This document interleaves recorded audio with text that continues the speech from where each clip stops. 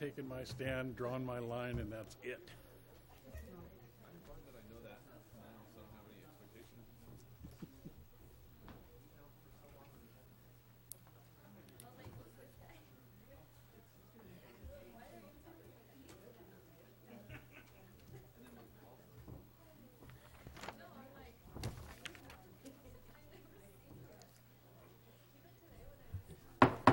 This time we're going to resume the meeting of March 5th, 2018. Councilmember Clark will lead us in the Pledge of Allegiance. Yes, sir. Ready? Salute.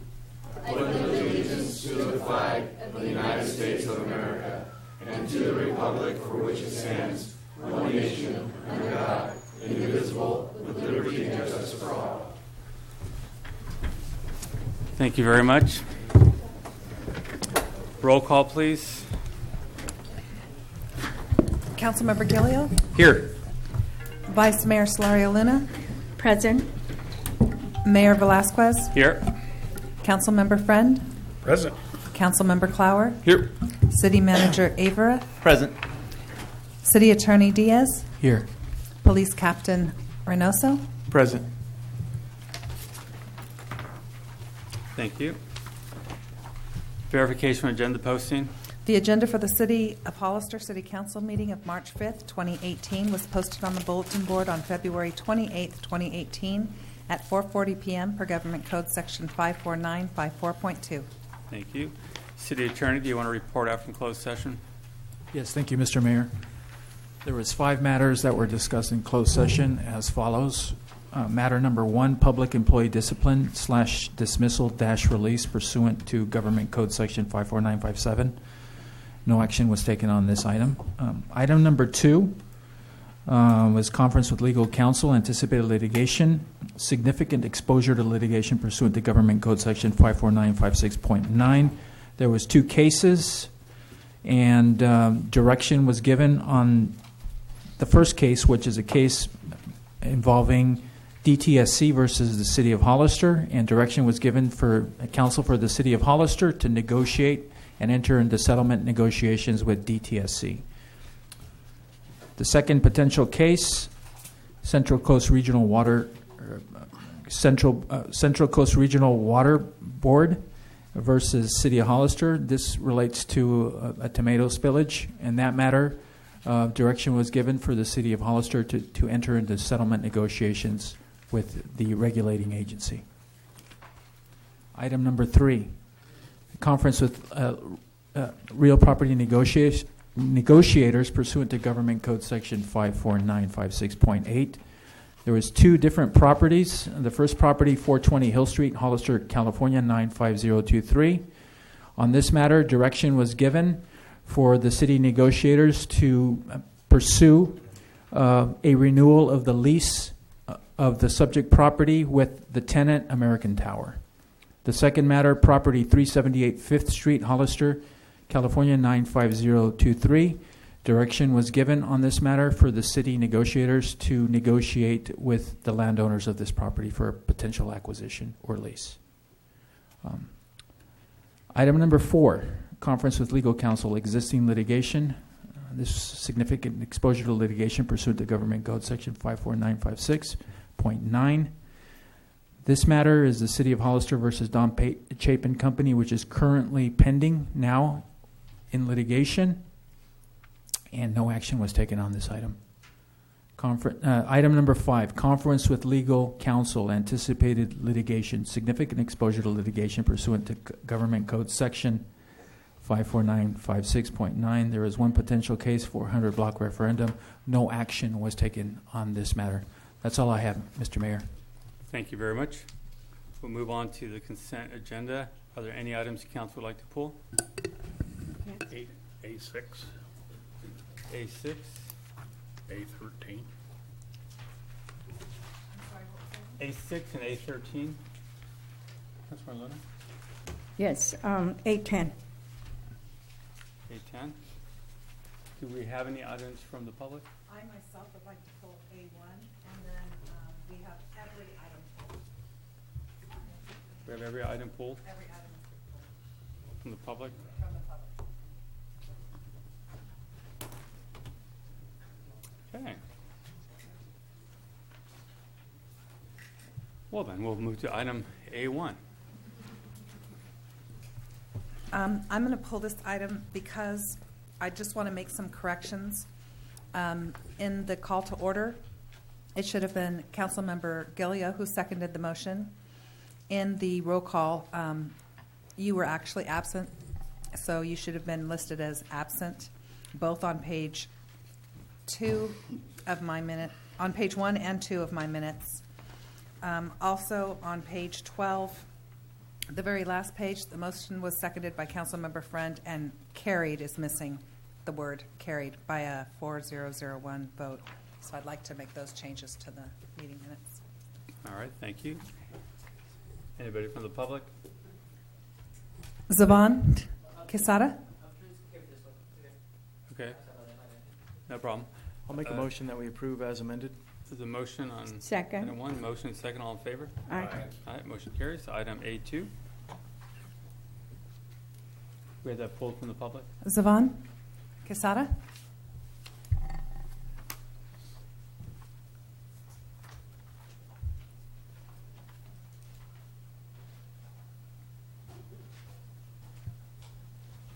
Sorry, I get so excited when I come up here to speak. I'm so sorry. It's just about the agenda part. I'm just reading it now. My name is Zavon, and I'm an artist from San Bernardino County, Hollister, California. And I want to consider myself also as a motivating speaker, because that's what I feel like I'm Siobhan, doing. what is your question on item A2? Well, I'm just saying, I actually said up there that it was okay, but you called me down here still. So I just came up here just to say that. That So was for item A1. You've pulled every item, so Oh, yeah, this A2. is Okay, item yeah, A2. yeah, okay. Yeah, okay, cool. I just want to make sure. Okay. Mr. Zavon, are you going to... No, I'm not actually apologizing about that. I just wanted to speak about everything because I just want to make sure that there was a voice heard about everything that goes on in the city. I'm sorry about that. So things like that, I mean, if they could be solved, that could be really cool. But I'm just talking, that's what I did in general. I'm just speaking because I'll do that at every meeting because I want to be voice spoken about everything that's on the agenda.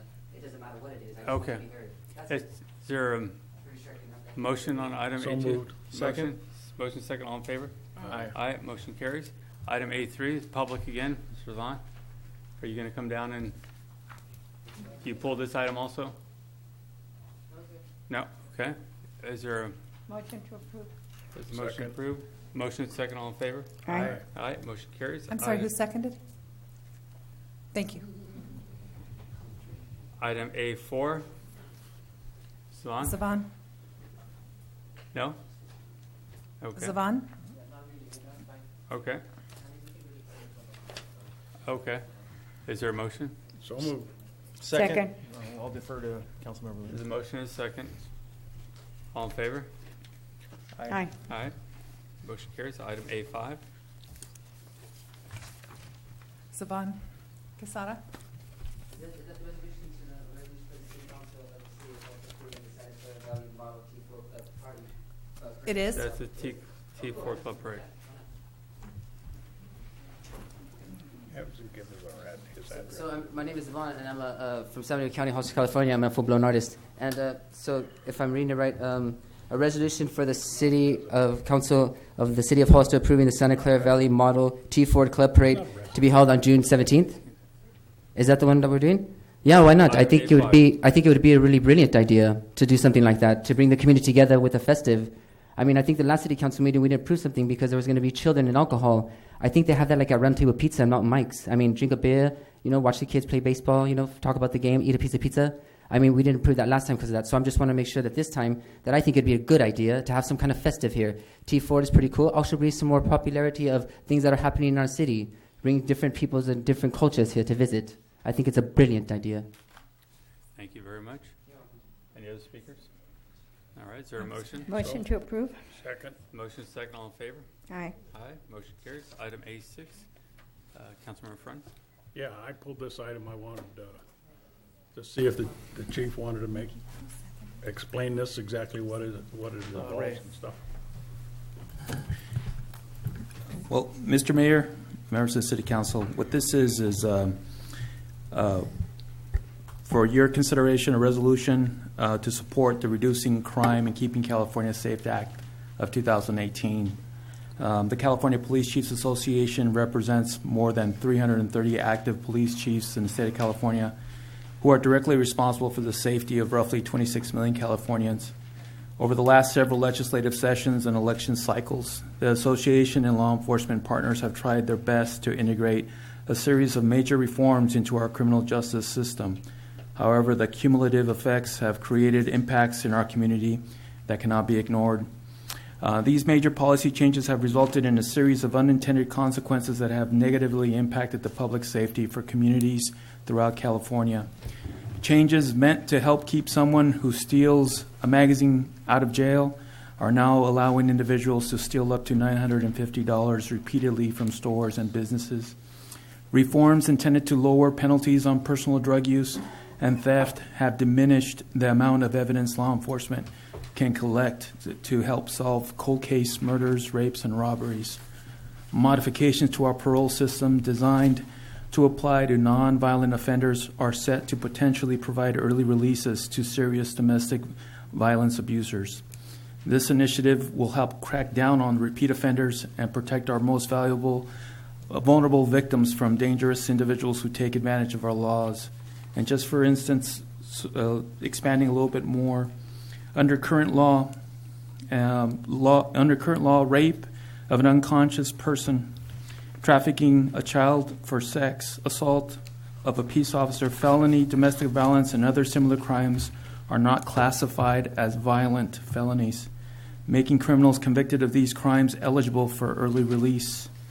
This initiative, if it's passed, expands the list of violent crimes for which early release is not an option.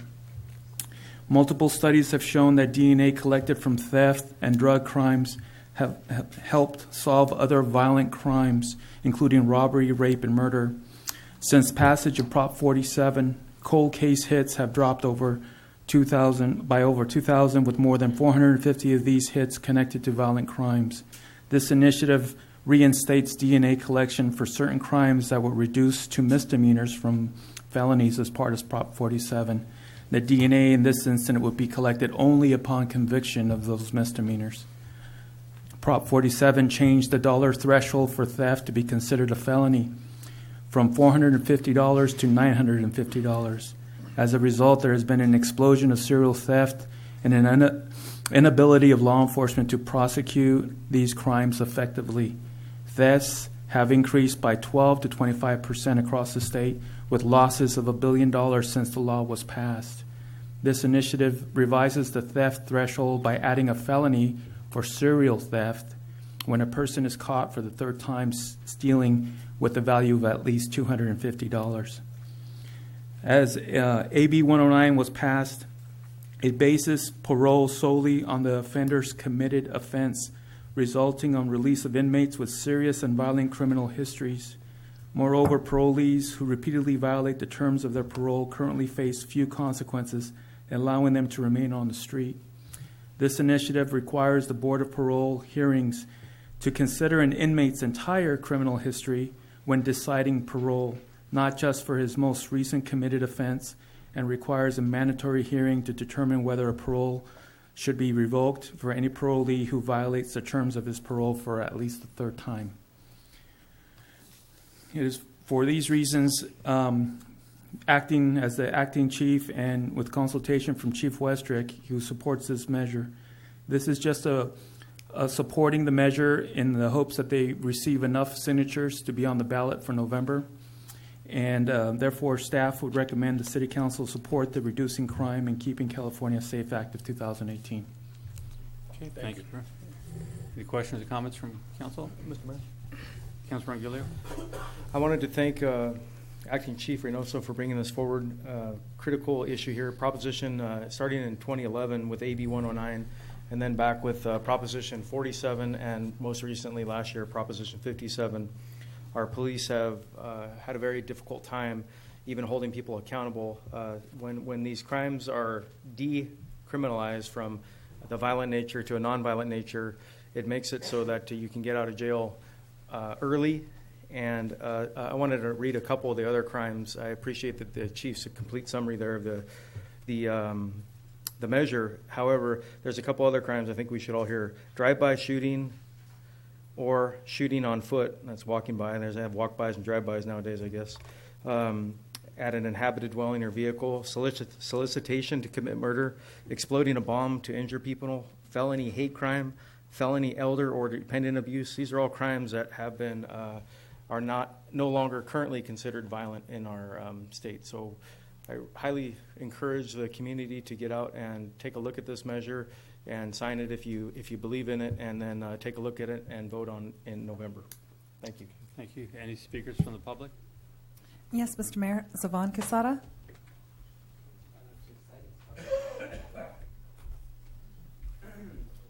My name is Vaughn, and I'm a full-blown artist from San Diego County, Hollis, California. Crime is always a disturbance, no matter if it's stealing a candy from the candy store or doing something of disturbance with somebody of a nature of wow, that's crazy.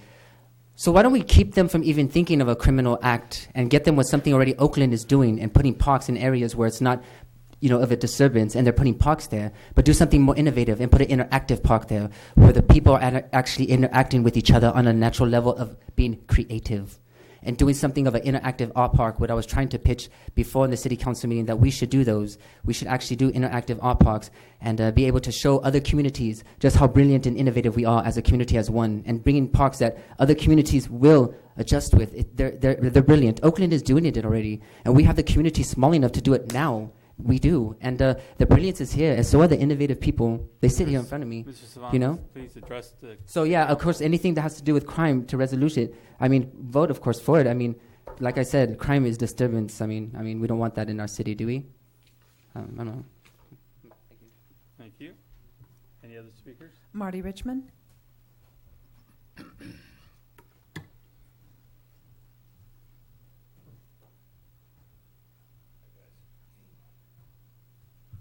Good evening, Mr. Mayor, members of the council. Marty Richmond from Hollister. I am in support of the act, Reducing Crime and Keeping California Safe Act, and I think the captain and council member Gilio went over it. I don't have enough time to read the list of crimes that were called nonviolent that involve a lot of violence, but I want to talk about how Prop 47 got passed and how Prop 57 got passed. And I hate to say it, but Prop 47 got passed and Prop 57 got passed because most of the voters never read what they sign up for.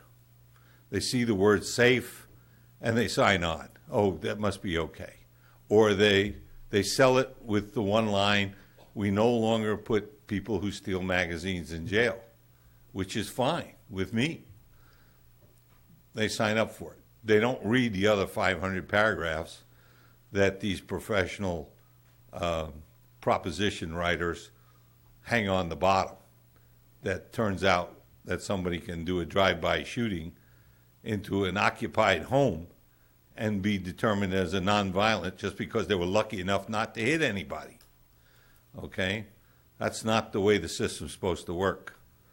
And as I say often when I'm watching a live TV show about what happens in crime, I say thank God for DNA, because not only does DNA put criminals in jail, but DNA also absolves innocent people.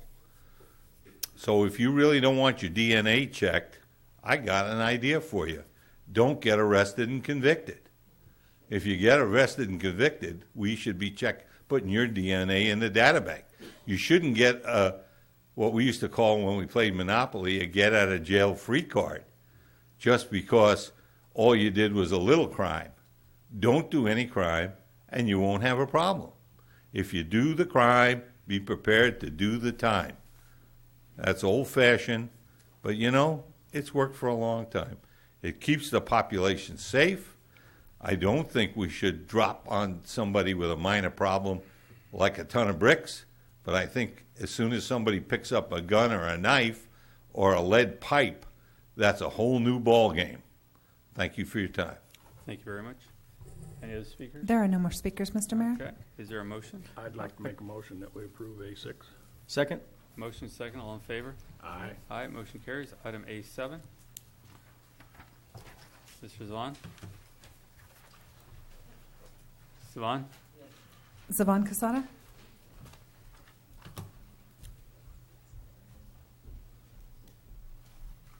Hello, everybody. My name is Yvonne, and I'm a full-blown artist from San Bernardino County, Hollister, California. And I just want to get this straight. A subdivision improvement agreement for the Hillcrest Meadows apartments on Hillcrest. That means they're going to approve, they're going to like repaint them because they kind of look horrible and stuff like that? Or what is it? They're going to redo all the services there because their services are pretty bad? Or what's going on? Are they just, is it for any of that? No. Then what's the Hillcrest Meadows? That's not the Hillcrest Center right there. Oh. It's a new, So we're building more houses. Oh, it's more houses. Oh, these are new homes. Oh, that's right, because that's all we talk about on the agenda is homes. Okay, so my bad. I'm sorry. For what anything has to do with homes, I'm not agreeing with it because we need to build places of destination, not homes. So I don't know what the agreement is or anything like that. I only knew of Hillcrest Apartments.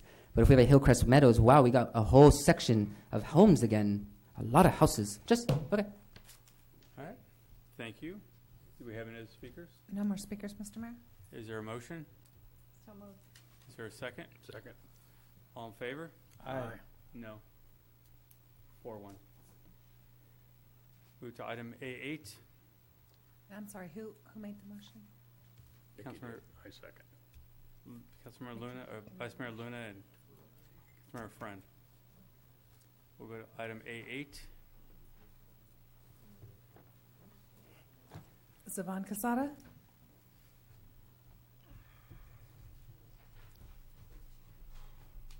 Hello, my name is Yvonne, and I'm a full-blown artist from San Bernardino County, Hollister, California. I just wanted to know, was there any Hollister local contracting engineering contractors looked at first before we went to Monterey Peninsula Engineering? Was there any local things looked at first, like anybody that does the same kind of like, what they're into? Did they look local first? Did we look to see if anybody here can do the same idea thing that they're doing to give it local? I mean, we do want to do local first, right? I mean, I'm just saying, I'm a member of this community. So that's all I wanted to know. And that's it. Okay. Just It asking. Has to be an open bid.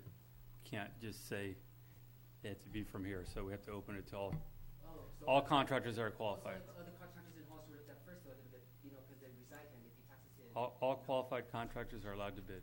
Oh, okay, cool. Marty you. Richmond?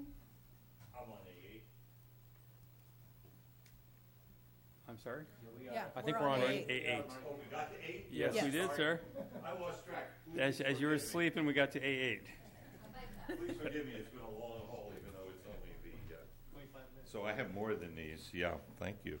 So, Mr. Mayor, members of the council, I want to talk about this for a minute because I am asked often, because I come to a lot of meetings, what happens with the impact fees? Where are the impact fees? What do the impact fees pay for? We don't have anything.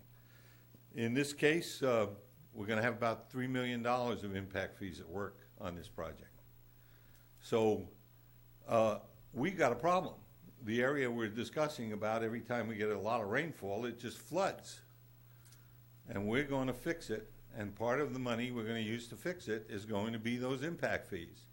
Now, I know we blame new housing for everything in Hollister. We can't blame it for the rain, okay? No matter how many houses you put in or don't put in, the amount of rain that comes down is exactly the same. And the new home requirement is that you get an awful lot of money you have to spend on impact fees for stormwater drainage. And there's a lot of rules about stormwater drainage, about collecting the water, about what kind of water, about where it goes, about the quality of the water, how clean the water has to be. And a lot of those rules didn't exist when our old streets were built. And a lot of the old piping systems that are small can't handle things the way they are now because there's a lot more concrete around than there was. That's called progress. Unfortunately, a lot of people don't think concrete is progress, but most of the time you get more progress, you get more concrete. So we're going to put a lot of money to work here to fix stormwater drainage in that area. We're going to put a lot of money to work to fix the water supply. And we're going to put a lot of money to work for some transportation issues concerning the streets and so curbs and so on and so forth. And a lot of that money, probably more than $3 million, is going to be from impact fees. And if you didn't have the impact fees, you wouldn't have the money. And you might say, well, we wouldn't have the houses either. No, but there's still people living there, and you'd still have the flood. So not every impact fee is used well, but at least we know where some of it's going, and I'm disappointed that many of these little resolutions here that are covered in paragraph don't explain really well where the money is coming from. There's very few times where there's a bottom couple of lines that those are in your big report, I know, but the majority of the public doesn't read this 396-page full agenda that we have this time with all the payments on it. So thank you for your time, and thanks for letting me explain that. I give back my 7 seconds. Thank you. Thank you very much. Okay. There are no more speakers, Mr. Mayor. Is there a motion? So moved. There's a motion. Is there a second? Second. Motion is second. All in favor? Aye. Aye. Motion carries. We'll move to item A9. Zavan Casada.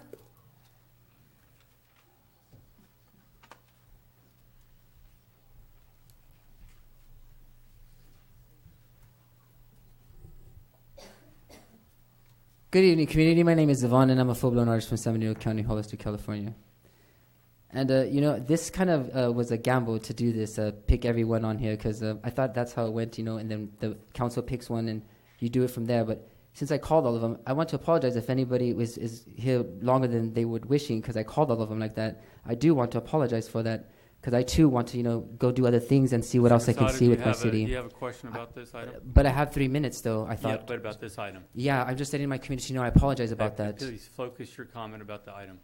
If I can get that, I would. I'm trying to, but I'm trying to also apologize to my community. No need to Because they're apologize. listening as Just well. Focus on their comment. Okay. Okay, my comment. So they want to, a resolution for the City Council of the City of Hollister authorizing staff to apply for Carl Moyle Program assistance for the off-road diesel equipment replacement. So what I'm seeing here is staff to apply for a grant. So we're getting grant money. Okay, so I don't know who Carl Mario is, program assistance. Maybe if I knew more about it, it would be cool. But if anything that's off-road assistance as a program is cool, I don't know if it's local, though, or if it's a program that's already set that other cities do or something. Just making sure that anything that has to do with a program or engineering company or car contractors or anything like that is done local first. That's all. Thank you. Any other speakers? There are no more speakers, Mr. Mayor. Is there a motion? So moved. Is there a Second. Motion and second. All in favor? Aye. Aye. Motion carries. We'll move to item 10. Councilmember Luna. Yes, Mr. Mayor, I pulled this, and I'd like to hear from possibly the fire department on the issue, on this actually information, this resolution. The only concern I have is, the equipment being purchased for the Panoche Valley, to make sure that it will become part of the city equipment, part of the property. And should anything happen in the future where possibly we don't have a contract and agreement, that this equipment remains with the city. It does state it in the contract. Yeah. It does. Good evening, Mayor, council members. Yeah, because I don't know if you noticed, we're putting in some requests for quite a few vehicles. We tried to look at some other avenues to get this type of equipment because we've tried to lessen the impact on the city. We convinced PVS to buy us one of those vehicles. They agreed to pay probably 90 to 95% of the vehicle. Well, the only thing we would be left with is outfitting it with the Code 3 equipment and the reflective. And then when the contract is completed, the vehicle would be slowly the City of Hollister's.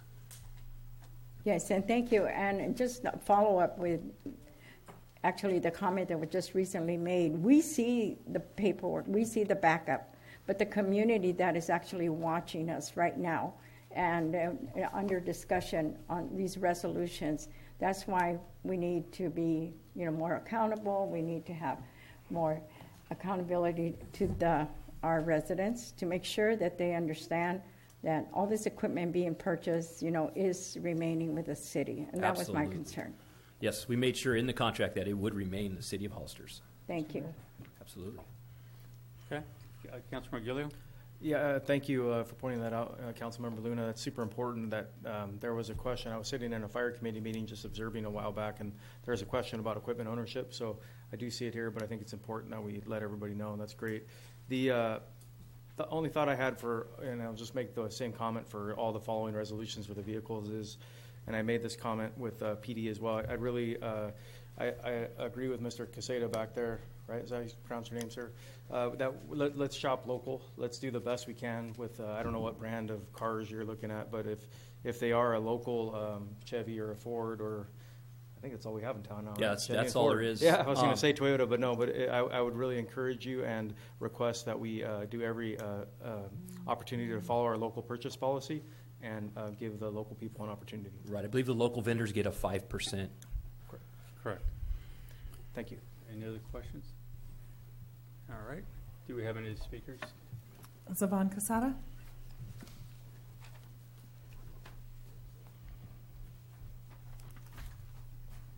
Good evening, my community. My name is Devon, and I'm a full-blown artist from San Diego County, Hollister, California. And I was going to ask the same question Mr. Gilio said about it was going to be locally bought. And also, the solar thing, that's not part of the whole solar, don't you own a business that's a solar thing, Mr. Mayor, or something like that? It has nothing to do with Oh, okay, I was just making sure. I just wanted to know the solar, I just was wondering what's going on with that. But, I was just asking. All right, thank you. Okay. Any other speakers? No more speakers, Mr. Mayor? Okay. Is there a motion? So Motion moved. to approve? There's a motion from Councilmember Friend. Okay, second. Motion and a second. All Aye. in favor? Aye. Aye. Motion carries. Move to item A11. Zavon Casada? It's fine. It's going to be locally bought. It's already out here. Thank you. Okay. Is there any questions from council? Any other speakers? Motion to approve? There's a motion. Is there a second? Second. Motion is second. All in favor? Aye. Aye. Against? All right. We'll move to item A12.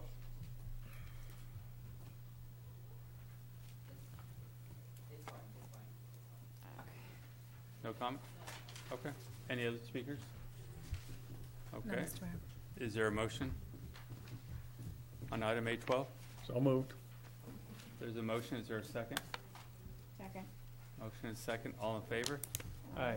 Aye. Motion carries. We'll move to item A13. Zavon?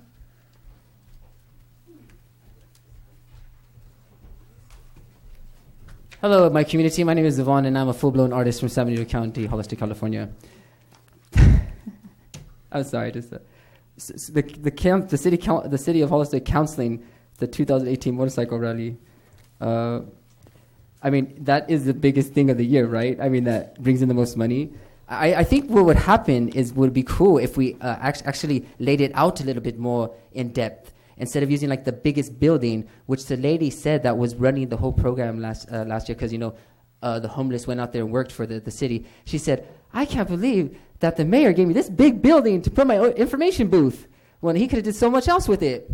I'm just saying that. I mean, if we looked at things like that and we executed them with things of events and festives and stuff like that during the rally, that rally might even get bigger and make it just more innovative for more other parades and stuff to come here. Because why should that one just be the biggest rally of the year? We should have other things that are coming that are really big and bringing a lot of excitement. Do you have a question on it? No, I don't have a question. It says I'm just saying, why are we doing that? Yeah, why are we counseling it? The only biggest thing that we have right now for the whole year, we're counseling it. It doesn't make any sense. It doesn't. It's kind of, I don't get it. I mean, there's so many brilliant people here that I didn't think that would even happen or come to an agenda.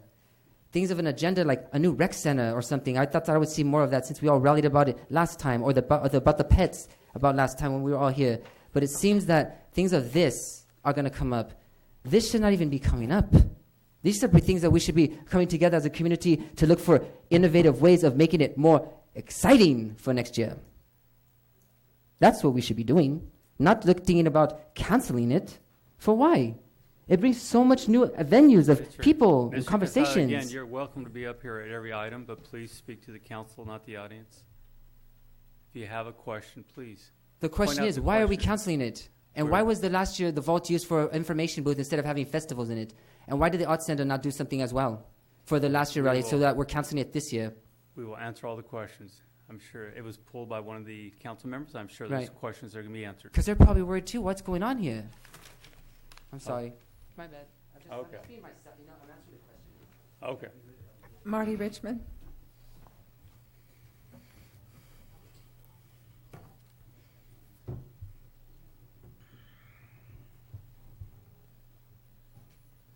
Good evening, council members of the council. Marty Richmond again from Hollister, and I know I have to say my name so that they can officially put it in the minutes, even though everybody's heard it a couple of times.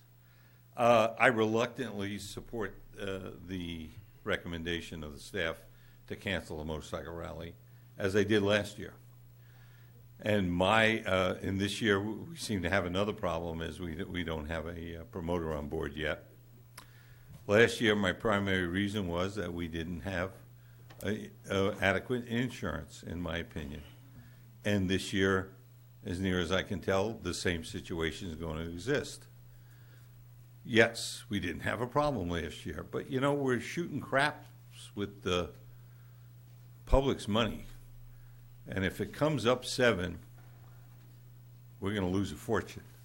Not in the operation of the rally, but in our possible liability. There's a reason that the liability companies don't want to insure you at any price that you can afford.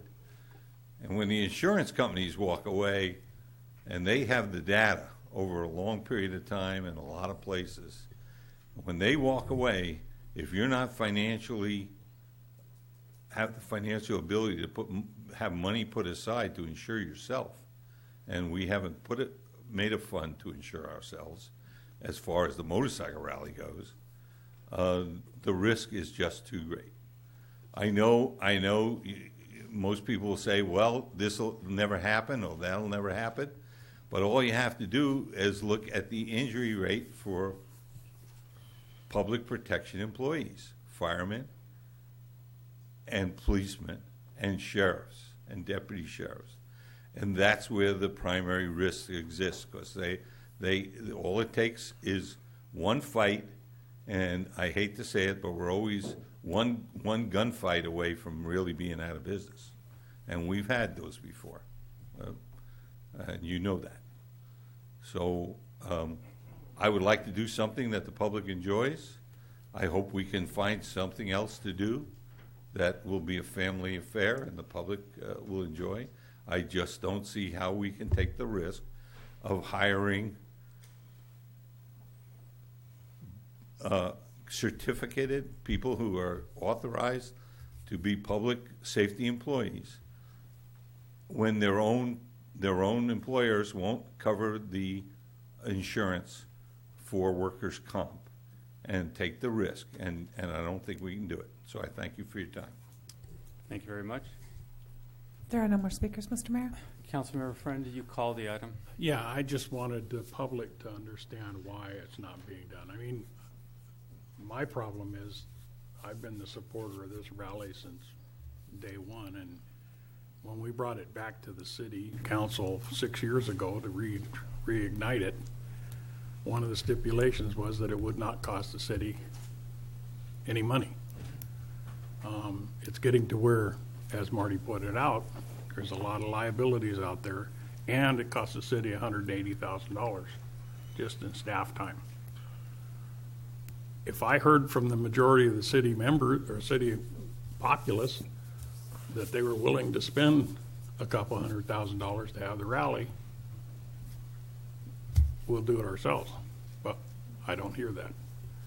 And I believe the reason the staff is recommending it, other than the obvious liabilities, is we do not have a promoter. And am I right? You are correct. As of right now, obviously, we don't have a signed contract. I received a text message from Mr. Randy Burke this afternoon at 1:28 p.m., and he said he's at about $130,000 in sponsorship money. So I don't know what that's really telling us, other than he's not short of the 180 that it would normally take to put together. And again, for us, not speaking on behalf of the police department, it does, and I don't want to cut you off, but it makes it difficult for us to sign and execute contracts with outside agencies who are becoming more and more concerned about letting their officers come to the event. It just makes it very difficult for us to get the resources that we need to put on a safe event, especially in March. And that's got to be number one, is the safety of everybody here. We've dodged the bullets a couple times. and I think we got real lucky. So I'm not in favor of the resolution because I love the rally, but I can't put the city in jeopardy just because I want to go putting around on my motorcycle. I can do that anyhow. That's all. Let me address Mr. Casada's question about the vault and the rally to myself, how important the rally is. It's so important that I keep voting on it, and because I vote on it, I have to keep the vault closed. Because if I gain or if I gross up to $20,000, I'm in violation. So I chose to keep the vault closed and let the promoter use it for free so that we could have a rally. Unfortunately, the promoter is not able to pull it off this year. Nobody else is stepping up. I'm absolutely for the rally. I think it's a very important part of our community, our history. I hate to have to be in this situation where we're talking about canceling the rally again. Because quite frankly, if we cancel it this year, it's done for good. There's no bringing it back. But as you see tonight, there's no other promoters here talking about it. A lot of people that say, we can do it if we did this, we could do that, and on and on. But you're the only person who came up tonight to talk about it, and Mr. Richmond. It's a shame. This is history for our community. I was hoping we could find a nonprofit group to run it, take ownership, keep it local. But nobody does. There are risks involved, obviously. The promoters haven't been making the money they were hoping to make. And tonight, here we are, making a decision that probably put an end to this rally for good. That's why the rally was successful in the past when we had a nonprofit group. It's just very hard for promoters to make money.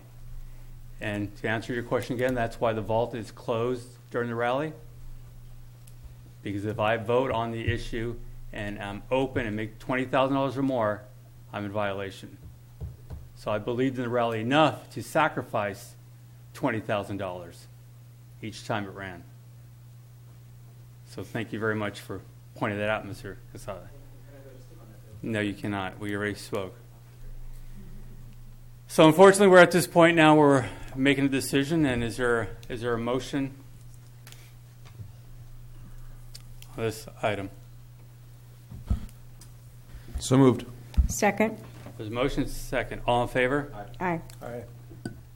No. No. Motion carries 3-2. Thank you. We're going to go to public input.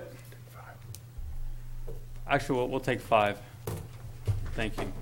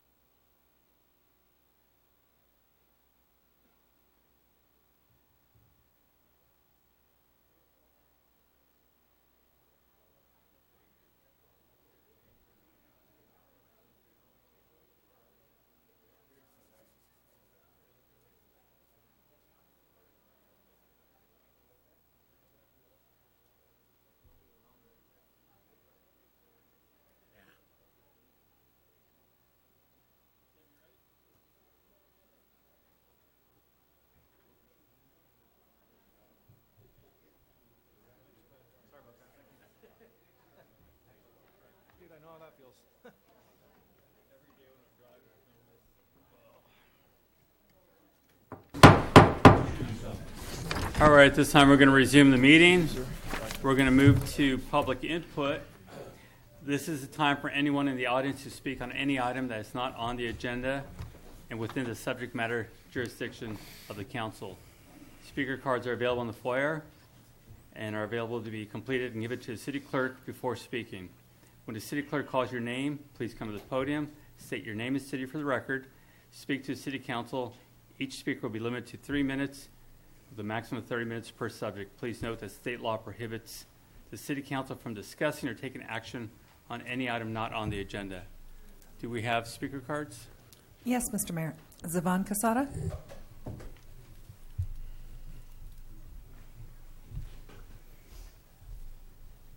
Good evening, my community. My name is Zavon, and I'm a full-blown artist from San Diego County, Hollister, California. And this is the part where I can express myself a little bit, you know. Never to disrespect the council on there, you know, never. But just to say that a new council of 8 members with a council of 7 members of the youth below them, with the contest from the 6th to the 12th grade, putting politics into the youth at a young age, bringing education Mr. to Casada, look, what? So you now have absolutely the right to speak, and we want you to speak out. Please address the council. Why are you being rude, though? I'm not being You're rude. keep I'm trying to interrupting help me. you That's here very to rude. Get your voice out. I'm trying to get my voice out, so why do I have to talk to the council? Because If we're here to everything I was make- talking to you about last time, oh, you weren't here, I forgot. Well, what I spoke about with the rec center, it's not even on here. The rec Mr. center. Casada, we want Please, you to I mean, look speak at the to the rec council. center. How small it is. It doesn't even have an outside garden, and the place they hang out at looks like a bus stop. How embarrassing. What are we doing here? We're counting the only thing that happens once a year that's big. We're canceling it. I mean, things of disturbance. I mean, come on. We should be doing interactive art parks, flourishing around the city, and showing other communities that are doing it now that we are innovative too, and we have brilliance all around us. I see it in our downtown area too. Every day when I gonna go down there, I see it. And I know that there's a council up there, or a sitting of 8 of them with a youth of 7. How brilliant. An education from 6 to 12, having a contest, bringing your youth into your council membership. That is brilliant. And getting the youth involved with all the art. There's nothing to do here with that. There's no more there's none destinations. No destinations at all here in Hollister. Nothing but homes. And everything on the agenda is home this, home that, home this, home that. Come on. Let's bring some destinations of excitement. Bring it not in just to our community, but into our own lives. Bring it exciting again. Remember that. Your first job or your first, high five from your coach, the excitement you had for life. That's what we need to bring into ourselves if we want to start our engine on our road to success and bring it in a place that we are in a community. I mean, I want to live in a cool place too that has a bunch of art things to go on and stuff like that, but there's nothing here for that.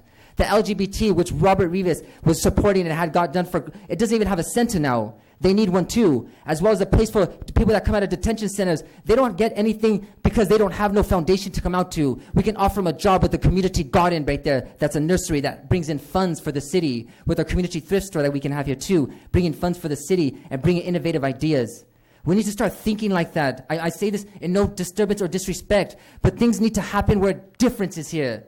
There's no difference, just more homes with solar panels and a bunch of other things with solar. So I'm just wondering what's going on here. We're still on Earth, right? Because there's solar everywhere. So I'm just disturbed about that. No disrespect, Mayor. I know that, the vault is closed for the days of 4th of July. What about the other 300 plus days that is empty and the business is there, needs some bounce off of entertainment, and it's closed? The biggest, your building is really nice too. Pretty, it's really nice. Yet it's closed and it's dark. So I'm just wondering what's going on, because it's the biggest one in the city. And want entertainment and excitement? Then let's bring it, because we are here, and I'm excited. Thank you. Please. Erica Baxter.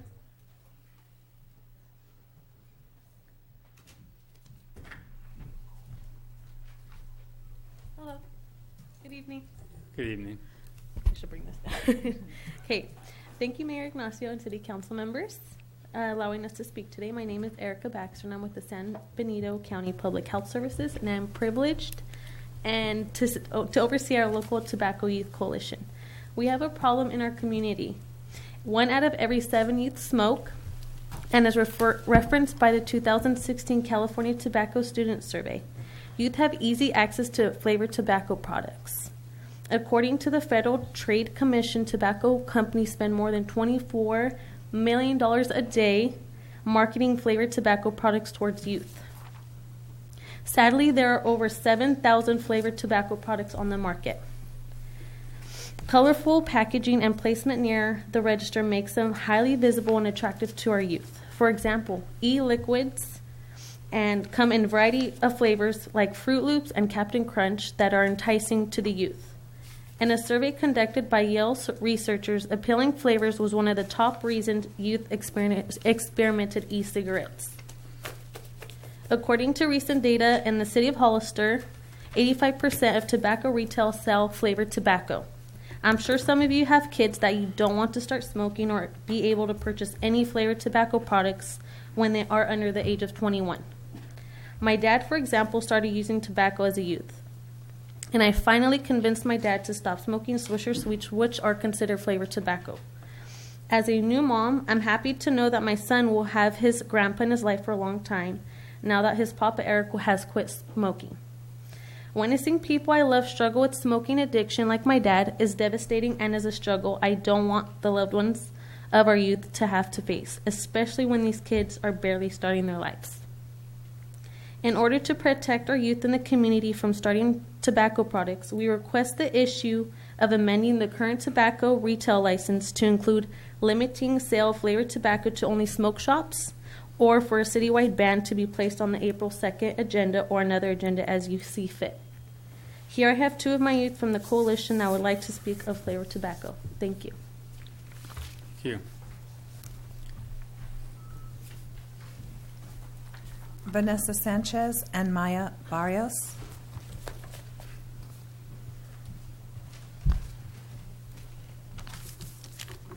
Hello, my name is Vanessa Sanchez. I am a sophomore attending San Benito High School. To many, tobacco is often overlooked and not seen as a major problem. But it is, especially among us teens. Teenagers today see tobacco as something harmless and a way to look cool to other teens. It is crazy to me to think and even see how tobacco products are affecting the lives of us youth. As a student at San Benito, I have encountered a few of my fellow classmates smoking on Baylor Alley, gone into bathrooms where the smoke is clearly visible, and have even encountered students with vape pens walking home. Why is this a concern to me, you may be wondering? Well, I can't imagine living in a town where tobacco is accessible to us teenagers and nothing is being done. So as a teenager, here I am today and hope that you see tobacco through my perspective and make a change. Thank you.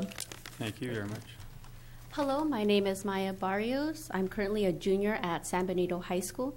I'm here to share my observations and concerns with having tobacco stores located near our local schools as well as general teenage congregation areas. Not only is easy access an issue, but flavored tobacco products are intentionally targeted towards my demographic as well as people with mental illnesses, such as a close friend of mine who uses flavored tobacco products to cope with her personal issues, when tobacco products should not at all be used as a coping mechanism. I encourage the city to consider the harmful effects that these products have on our youth and our community. We request that the flavored tobacco issue be added to a future agenda. Thank you, Mayor and City Council members, for your time. Thank you very much. Julie Vieira.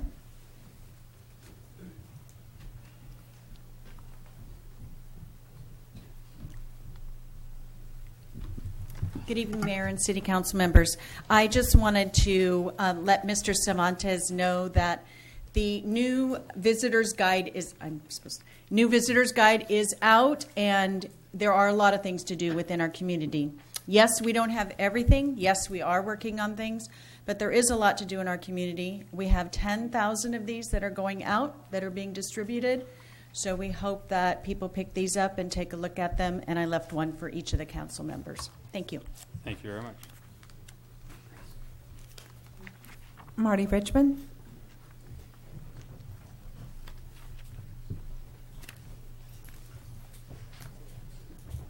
This is not the first time I've scared off the audience.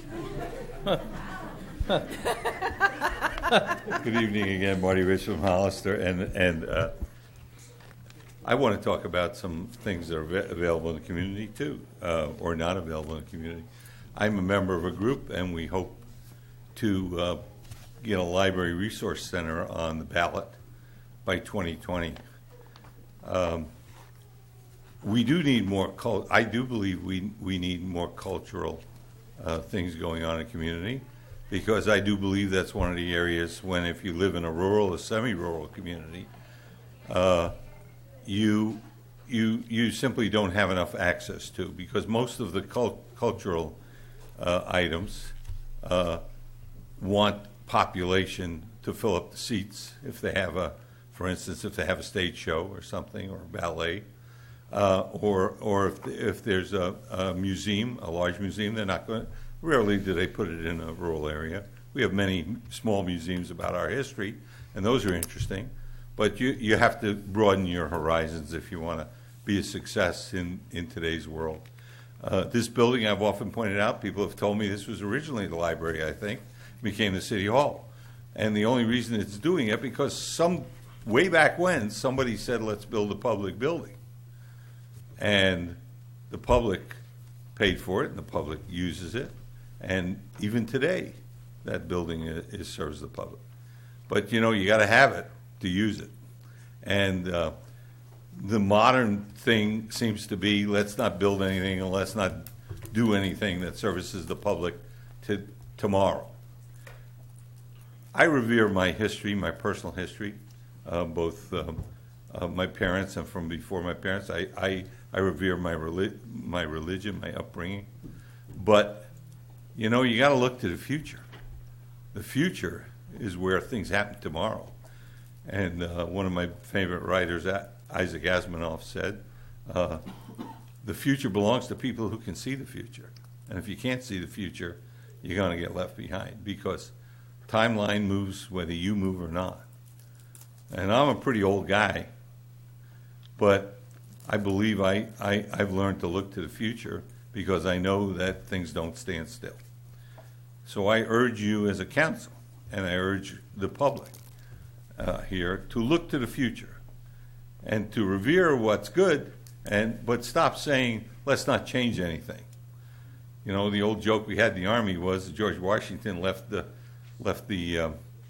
arsenal and said, don't change anything till I come back. And he never came back. So they never changed anything. That's the joke we used to have in the Army about Springfield Arsenal. But the truth of the matter is, you got to change every day. So we have to look to the future. I understand 1,000 times over that your daily problems have to get taken care of, and our weekly problems and our twice-a-month problems that we have these meetings.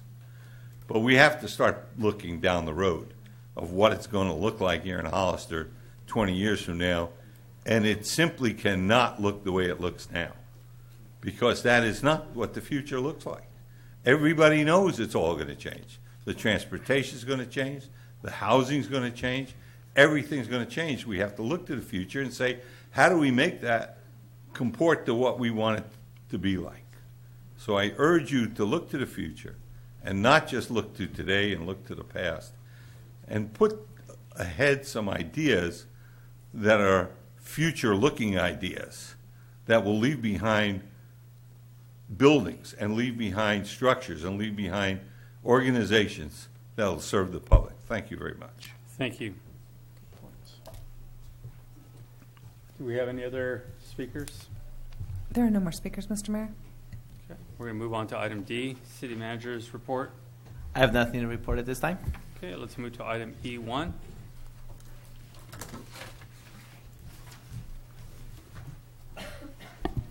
Good evening. I have a PowerPoint, please.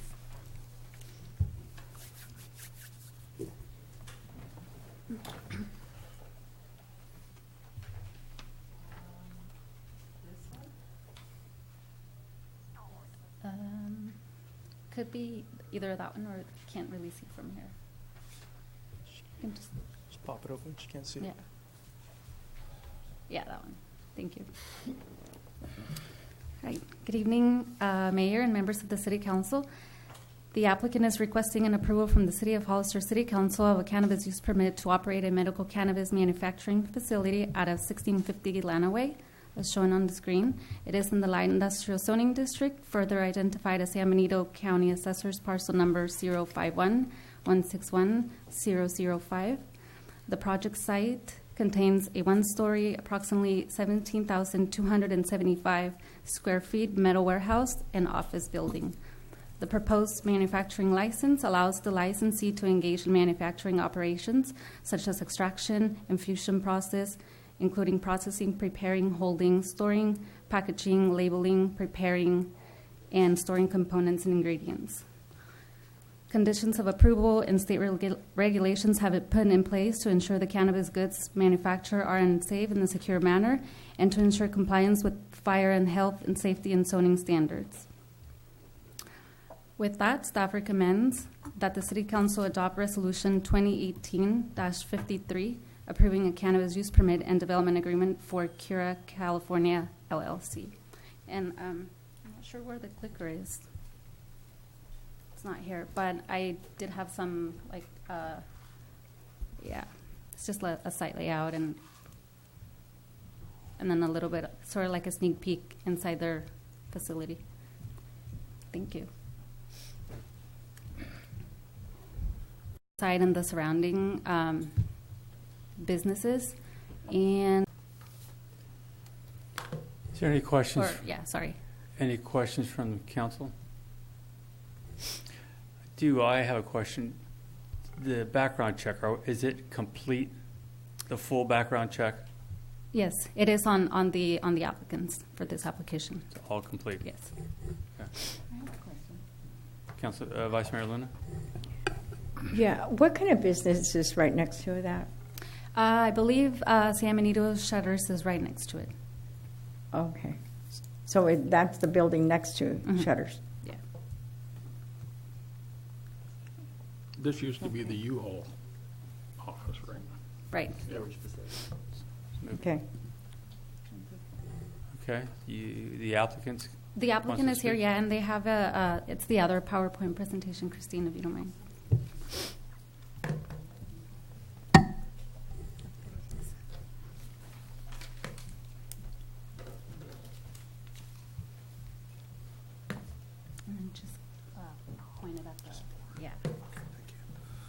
Good evening, Mayor and esteemed council members. My name is Al Ochoa.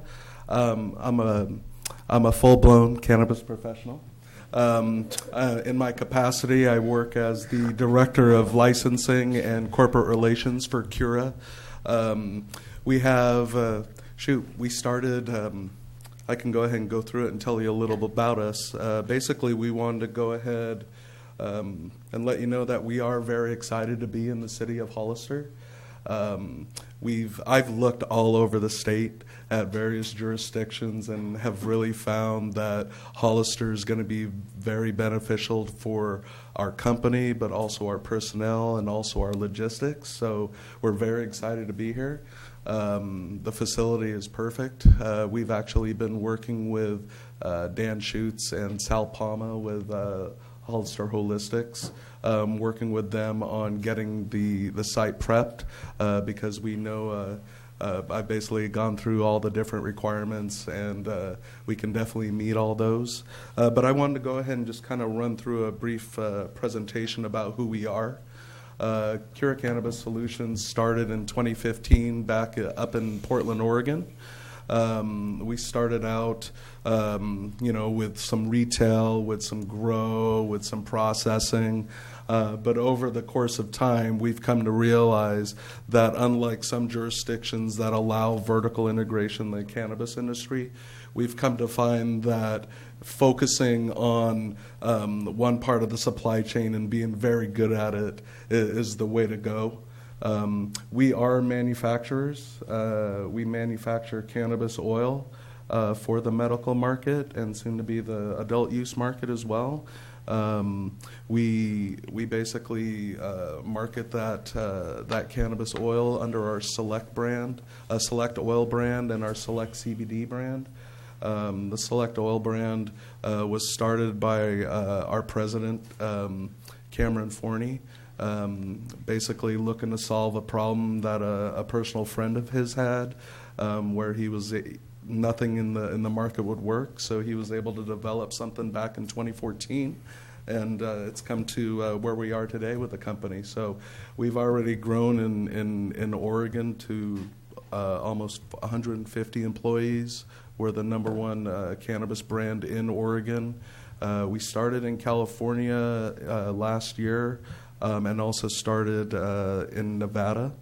We actually, at the beginning of this year, we're excited to say we were one of the first processors temporarily licensed in the state of California, definitely one of the first processors in the city of Sacramento to get an approved conditional use permit.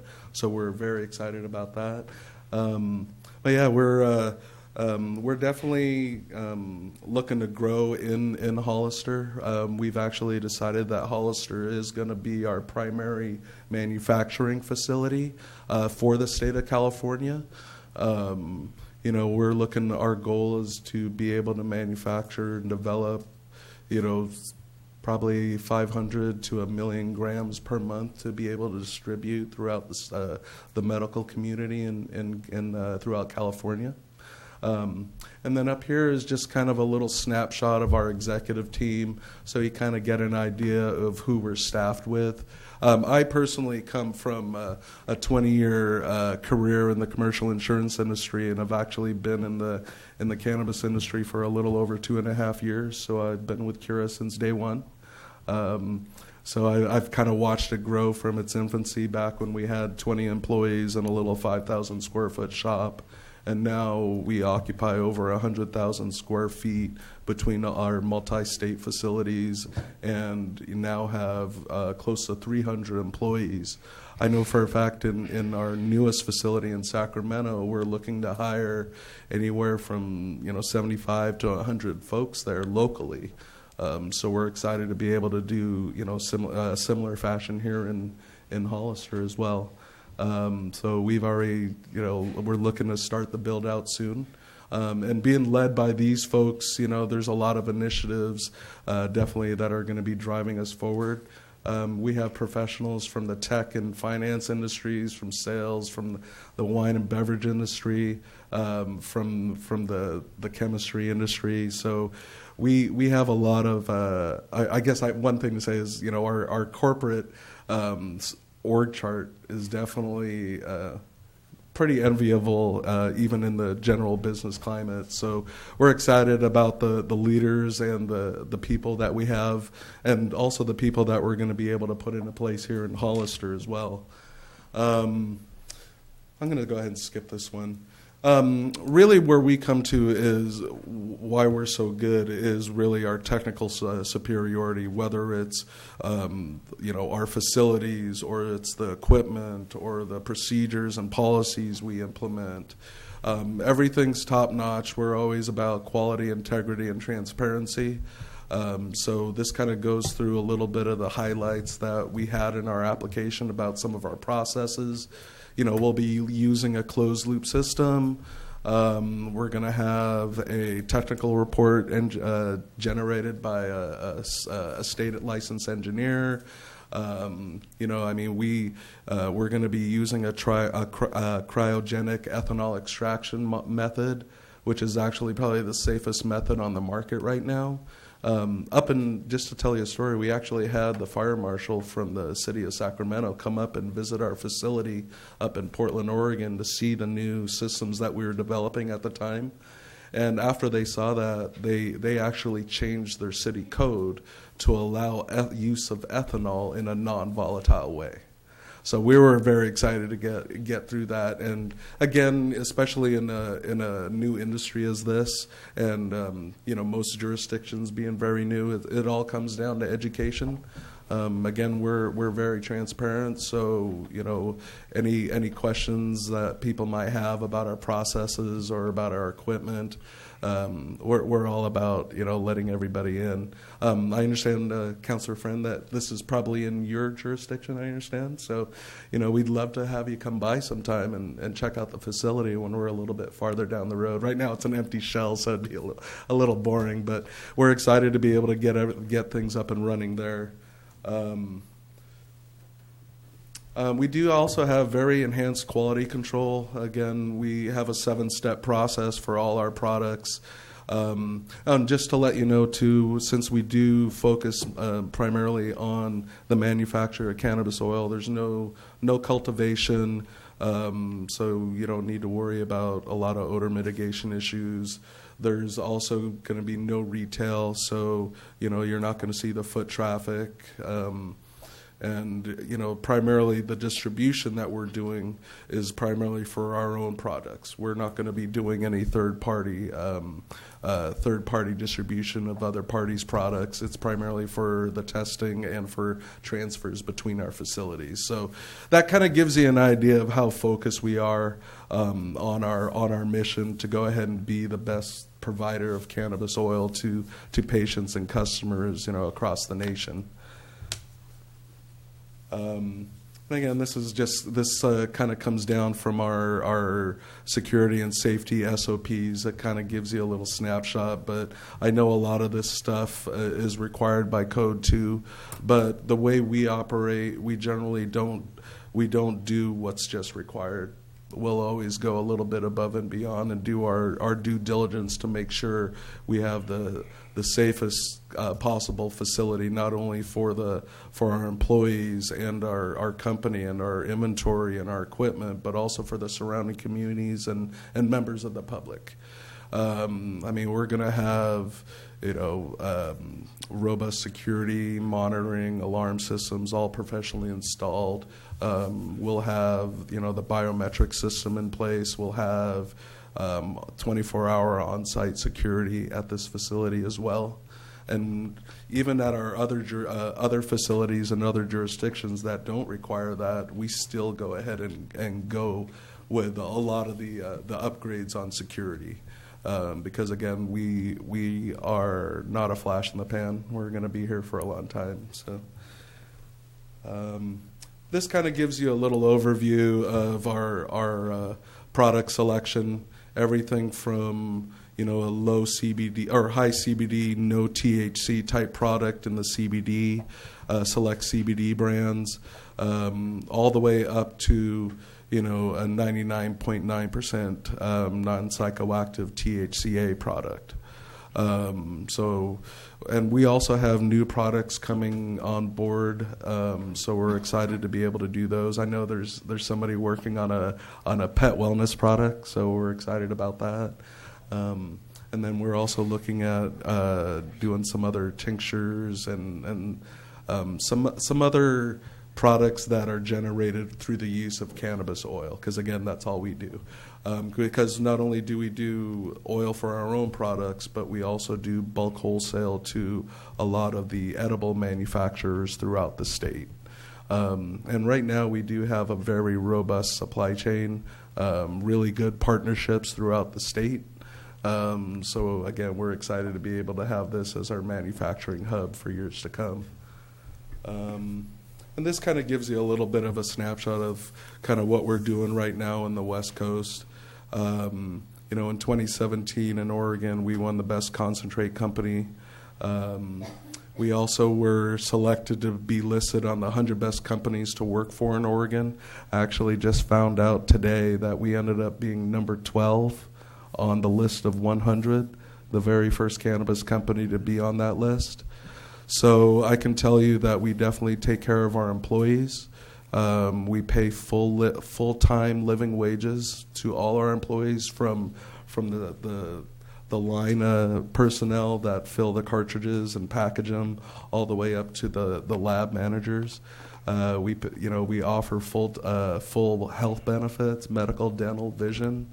I know in Oregon we just implemented a savings plan, so I assume we'll probably do the same thing down here in California.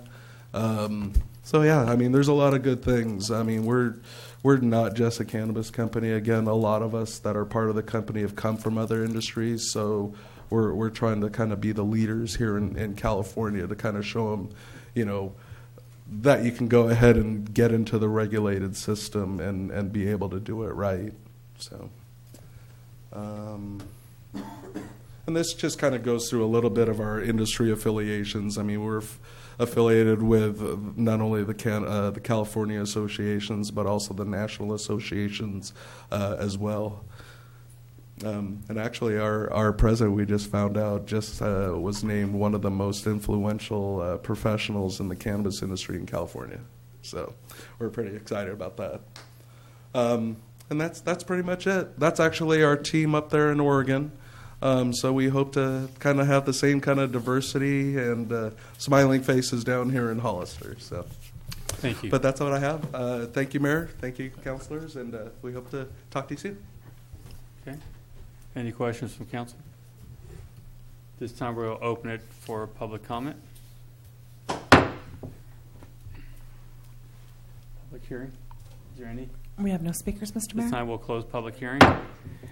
Okay. Any other questions from council?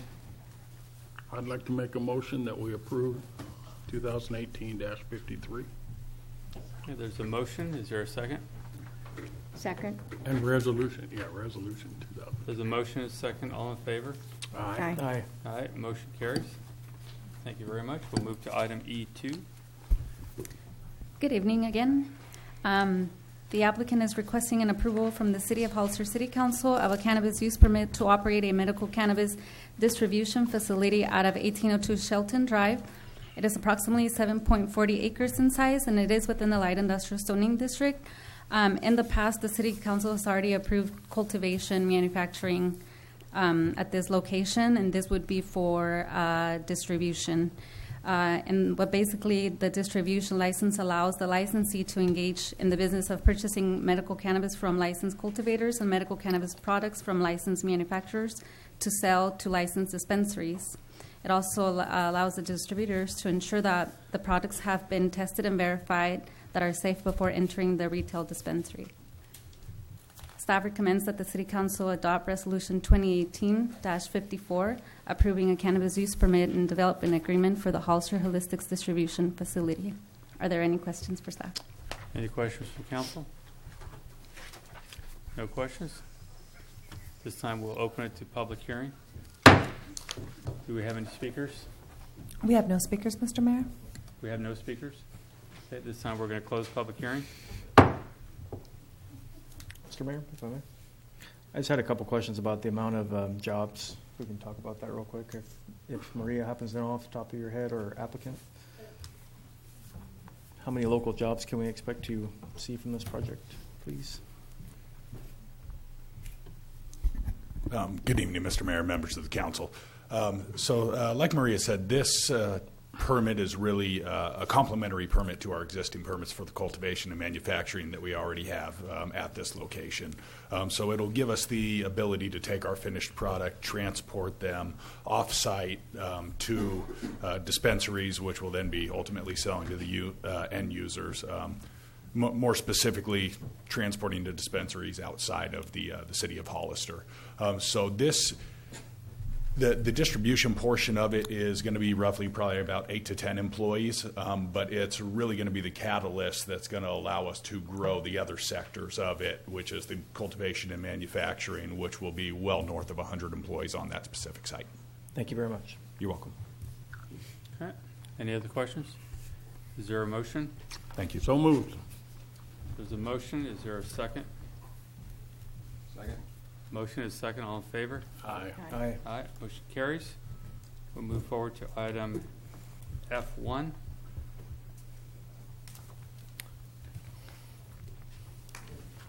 Who's handling this? I think I can do this one since Paul is not here. This is essentially the second reading of the PEG ordinance. If you'll recall, the franchise agreements with our local communications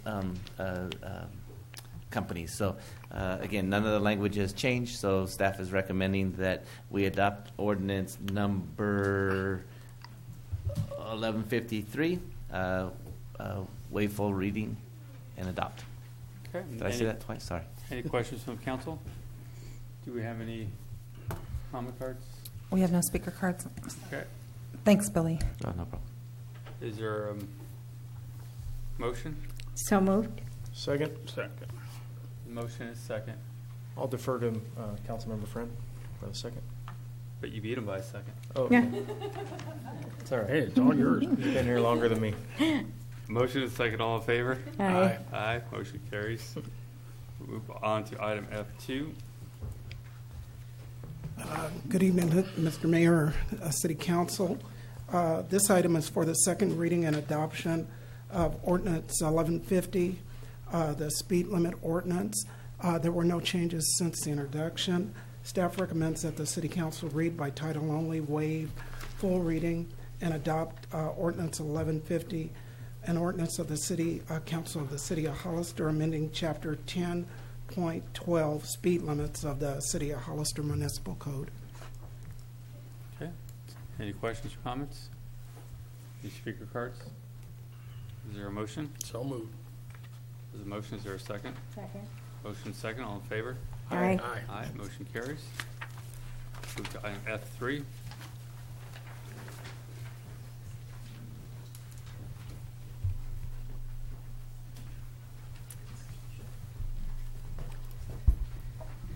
Thank you, Mr. Mayor and members of the City Council. Good evening. On February 20th, 2018, the City Council held a duly noted public hearing to introduce Ordinance 1151, an ordinance to pre-zone a 53.35 acre parcel to open space on 2.54 acres and to low-density residential on 50.81 acres for future annexation into the corporate limits of the City of Hollister. The property is located west of February Road, east of Enterprise Road, and north of Airline Highway. Staff was directed to schedule a second reading of the ordinance for today, March 5th, 2018. There has been no changes to the proposed ordinance. Staff recommends read by title only, waive full reading, and adopt ordinance number 1151. Are there any questions for staff? Any questions for council? I do have a question. I was not here. I'm quite disappointed in this whole deal here, but the conversation we had in the past is we were not going to annex any more properties until we got this tax sharing agreement worked out with the county. But yet these projects keep coming through, and we keep having these same discussions. We have an incredibly lousy tax sharing agreement right now, and I can't understand why we keep making exceptions to this conversation. Is that the way I understood we were going to hold off until we got a tax sharing agreement? Maybe I missed that conversation. I mean, I know I've spoke about this many times. I don't understand how when we're receiving $185 in property tax on a $500,000 home, how we keep approving these things without getting these things worked out.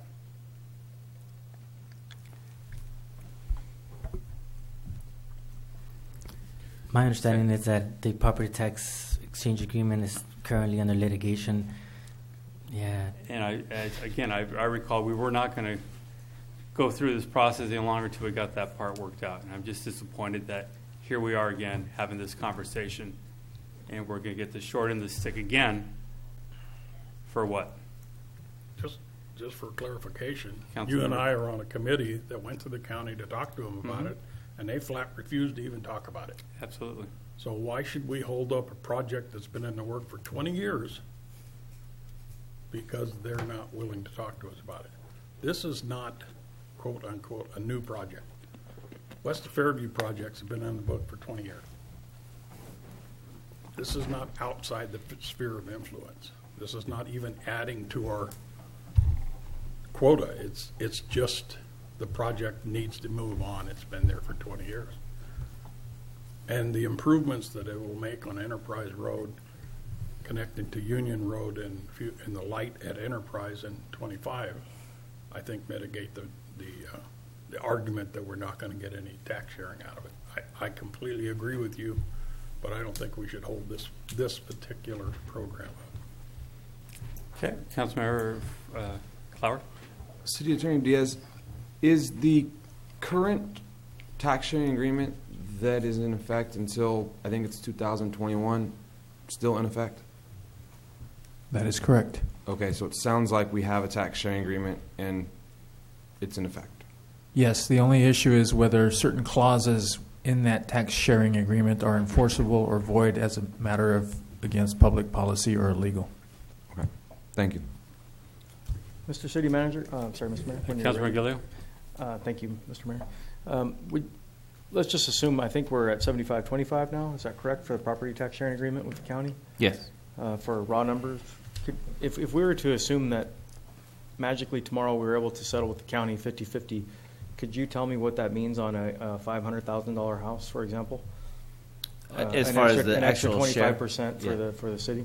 No, I think the share is, I think the actual share is pretty negligible in the grand scheme of things, because as we know, we're not getting a very large or very big percentage of the property tax money per household, as I think the mayor just mentioned. On a normal house, if it's $185 or if it's close, it's not going to be substantially more. There are other mechanisms that we are putting into place, though, to make us whole as it relates to sort of property tax. There's other financial arrangements that we can make. I just want to caution us also as well.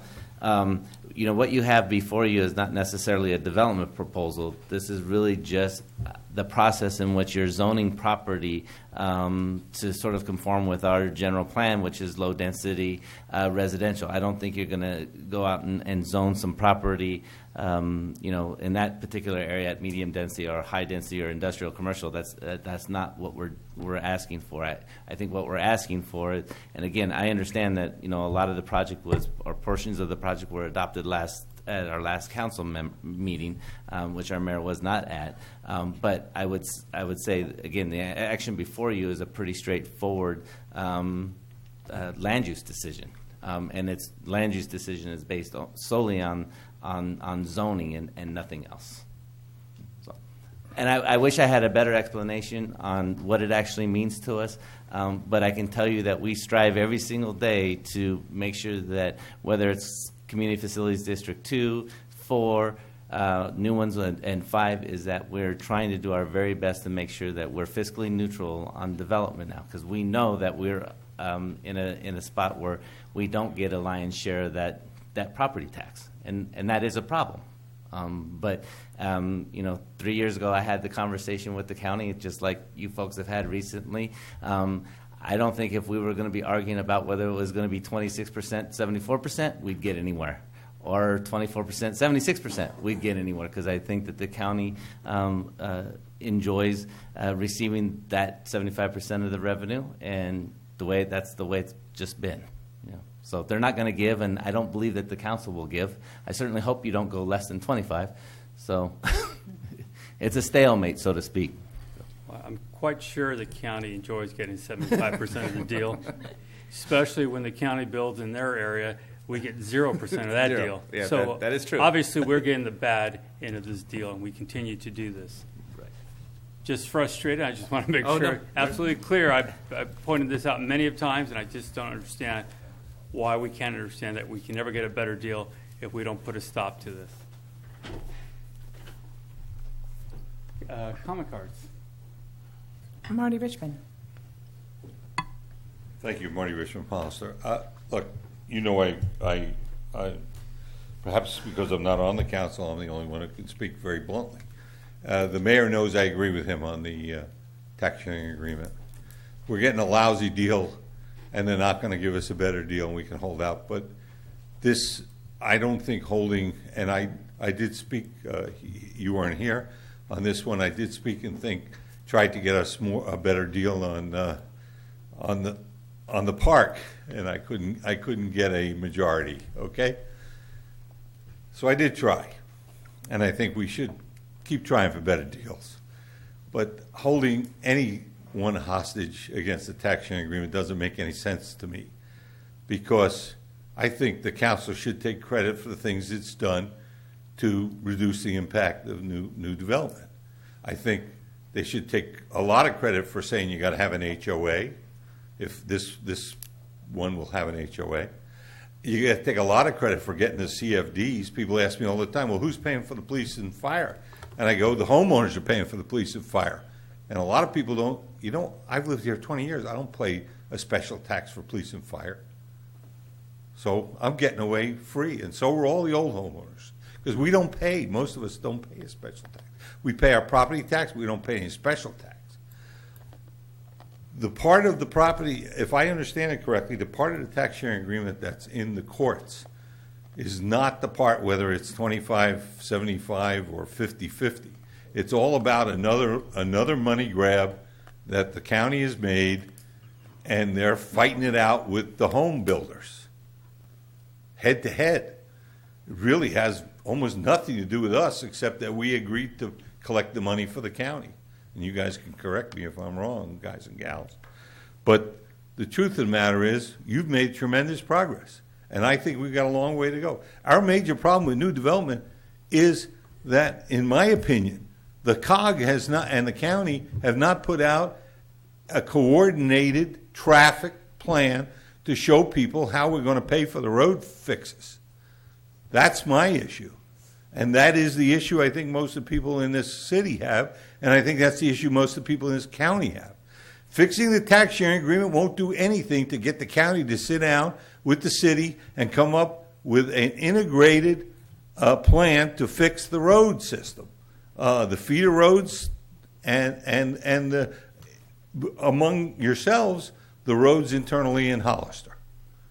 So while I agree with you, we're getting a little bit bad deal, and I can understand why you're sour about it, because I agree with you. I don't think that's going to solve the problem, and holding out for a better deal isn't going to solve the problem. We got to sit down and force them to make a coordinated traffic plan, and that has nothing to do with the developers who need to pay for that plan once we get it in place. Thank you very much. We have no more speakers, Mr. Mayor. Okay. Mr. Mayor? Okay. Councilmember Gilliam. Thank you. I just wanted to point out that we're talking about the lowest density residential in that zoning. It does comply with the zoning for the area. It is within the sphere of influence within the city of Hollister. It is bordered on the west side by the same density residential. It is bordered on the east side by residential at a lower density, and then in the future it'll be bordered completely by west of Fairview Project Award Homes. So it's on all three sides. It's going to be residential, very similar. The Valley View project plan, it complies with that. So there are a lot of things there. And the other thing I wanted to mention is more of a general statement. We have a lot of development going on. There's a lot of information out there. I'm happy to educate folks as much as I can about how many homes we're building and all these different things. The thing that we're going to be realizing now that is going to be so important that we as a council support is what follows residential growth, which is commercial growth. Commercial growth is going to keep our people here working within the city. It's going to create jobs. It's going to create more opportunities for recreation and restaurants and all those sort of things. And I think we should really focus on that coming up here in the near future. And that's just a general statement. Thank you, Mr. Mayor, for the time. Thank you very much. Vice Mayor Luna. Yes, I've been in the city council now for 3 years, a little over 3 years, and tax sharing agreement between the city and the county has been brought up like every other month. And I just feel that if we were to put everything on hold, because we're going to go back and talk about the tax sharing agreement, where would we be 3 years ago to now? I just feel like we need to move on.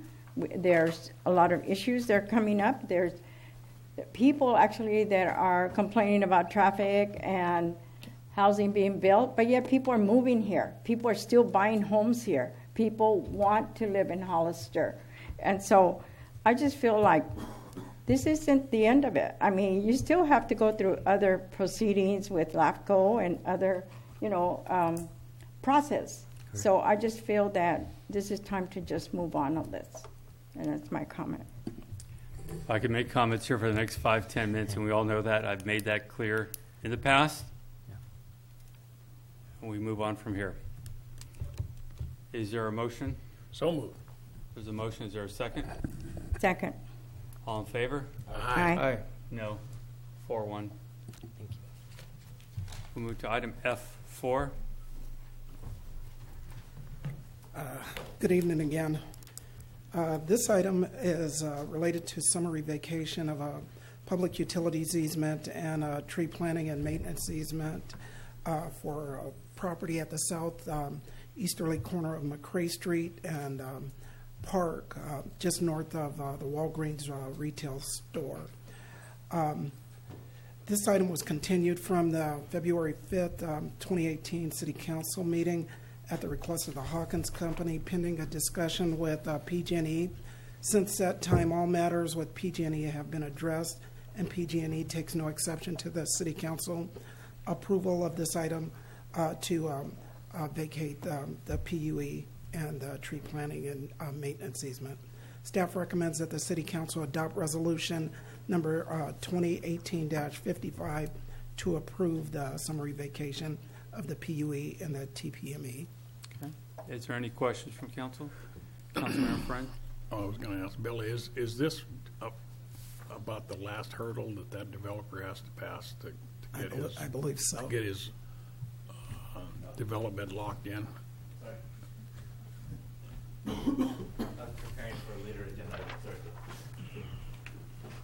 Is this the last hurdle that this developer has to pass to spread that out to where he can make the sales? He's shaking his head. Well, because I had a long talk with the PG&E guy because we couldn't figure out what the easement was for, and I dug a little bit and found out it was when the railroad was active and the telegraph lines used to run along the railroad. PG&E was automatically granted right-of-ways for that property just so they could put their poles in there, and they decided not to do that, but they still held the right-of-way. So that was what. And with the project, I mean, PG&E is still going to be granted a public utilities easement within our right-of-way. So I mean, they're not losing anything. We're just kind of cleaning up title from the perspective of where it was originally at to where its future location will be. So we can take down the telegraph line now? We can. Yep. I took a lot of them down. It's the first underground No, we just tie a truck to one and just pull. Is there any other questions, comments? Mr. Mayor, Councilman Giglio. this is one of the projects that I was speaking of in my last comments. We're super happy to see the commercial development coming. Is there anything we can do as a council to help this along and get it going quicker or sooner? Well, I think without speaking for them directly in the audience, I think what you have done is you have done everything you can at this point to help them move along as quickly as possible. You've taken several actions, or the council has taken several actions in selling various properties to them to make the project of a size that makes it work for them. For the bigger box retailers, I mean, it seems weird that you need just a little bit more, but that's really what sometimes it boils down to make everything just pencil out at the end of the day. I don't necessarily believe there's anything that you folks can do for them right now, but I know that they are not shy and they will ask if there is something that you can do for them. Who is it? It's Jeff, DeVoe, and Okay. Paul. Thank They're you. right Sorry. there. I keep referring to somebody. I wasn't sure who we were talking about. No, they're there. All right. Councilmember Clark? Since City Manager Avra brought up selling the street, at what point does the Planning Commission or the City Council see what that new street's going to look like, or the redo of Prospect? Because right now it's a parking lot, so... So the Planning Commission has already seen basically the site. For the most part, the entire site and architectural has been approved. If you'd like, I can send you a copy of the new parking lot and how that relates to the school and where their new entrance is into Rancho San Justo.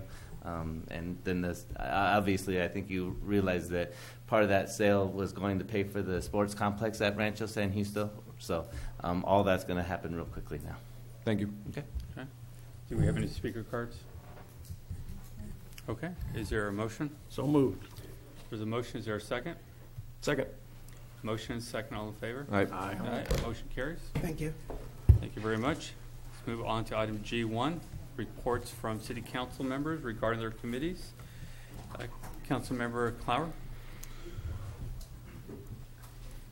I did not have any committee meetings. Okay. Councilmember Friend? Yes, we had a meeting on the 1st, and it was about the study on the Joint Fires Group, and there was more discussion on the draft report to where the Joint Commission is going to have a study session so that we have a little better handle on what the report was telling us, and then it'll be coming to they're still trying to set up a joint meeting between the three agencies, the county, the San Juan Bautista, and the city of Hollister to get all the councils and the board of supervisors together so that you people will have an opportunity to ask your questions. And I am going to ask that the staff get copies of that report and get it out to the rest of the council. I know the mayor and I have a copy of it, but It was done today.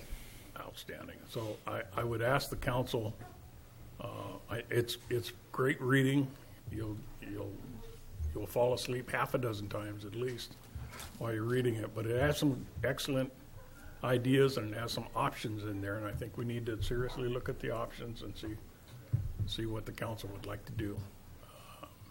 And we'll know here pretty quick when that joint meeting is going to be. So do your homework. Have you guys thought of a date yet? Huh? They're asking kind of us to put that together, so I wasn't sure if the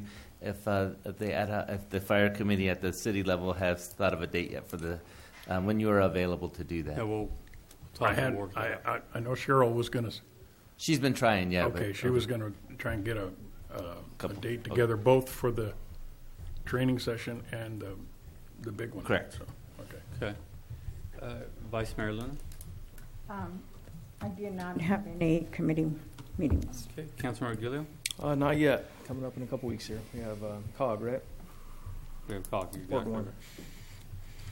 Okay. I think my committees were covered. We'll go back to informational reports from council. Councilor Clower? Yeah, I've got a couple things. My kids were sleeping in the back of the car, so I didn't want to wake them up and stop driving. So I was driving around town, going to different neighborhoods, looking at stuff. Went out to the industrial park, and I was very disappointed by the way that the streets in the industrial park look, especially along, I think it's Shelton Drive and Hamilton and some of the other streets out there. It was about 5:30 on a Friday night, so just about everybody had left work and gone home, and there was dozens of trailers full of whatever. In some cases, tires. In other cases, I don't even know what they put in the stair cycle trailers. I probably don't want to know, but they're sitting there, and I imagine they're full. They're not connected to any trucks or anything, so they're not going anywhere anytime soon. And if they're not connected to anything, they're not moving over the weekend. So I'm sure they're not getting to their 72 hours, because I went back on Monday and some of them had moved, but most of them hadn't moved. So I think that our parking rules are the same in the industrial area as they are in other areas of town. And for whatever reason, we're not doing anything about that area. And if I remember right, one trailer at some point actually burned down on the street, and I think it's an easy target for an arsonist to just cruise up and light something on fire because it's sitting right there on the street. It's not something that's going to be fixed overnight, because I think that those businesses have gotten used to being able to do that and having the city look away from the fact that they're doing that. But we do a lot to try to better and beautify our other neighborhoods. If I was somebody who was doing economic development and I was like, look at these wonderful lots that we have for industrial use over here, because there are a bunch of lots there actually, but you can't see them because of all the trailers that are sitting there by themselves. So I'd like some sort of idea of what we can do about that. I imagine there's going to need to be some sort of grace period, but it's depressing and it's not what you want your city to look like. I know if we had trailers sitting over the weekend that weren't hooked up to anything on a regular street anywhere else in town, it wouldn't fly. We'd have calls all the time. So that's one thing. I think that I'll probably talk about this next week at the goals meeting, but I'd like us to be able to have a chat at some point about the spay and neuter situation and the fact that we're putting down 1,500 cats a year, and those are the ones that didn't get saved by all the people who are doing a great job in saving some of them. I'd like to talk about that at some point on an agenda. Met with the group who's working on ideas for the library, and it seemed to me like their next step needed to be able to find a couple different sites that are possibilities. So I think an ad hoc committee would be good for that. And I think we should probably put the tobacco license thing on the agenda and just see if there's any will to do that or not. Flavored tobacco? Yeah, and I don't know if you start off with a resolution or you just put it on as a topic for discussion, but I think all these things have been brought to us at this point, so we probably should talk about them. They have good information that we could work off of, Yeah, some of the recommendations. I've seen some other communities and their ordinances, and we can have so I want to take a look and grab what we can grab and see if we can make it. Yeah, they already have a draft one put together. And you're interested in I'm sorry not to get too involved. Are you interested in going to just where the smoke shops are for people who are over 21 and eliminate it from all the other mini marts that are doing it? I think that was their recommendation. I think it's a good idea to keep it over 21.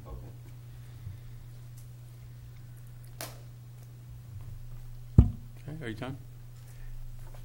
Yep, I'll just keep bringing them up till we till we talk about all of them. That ad hoc committee on library?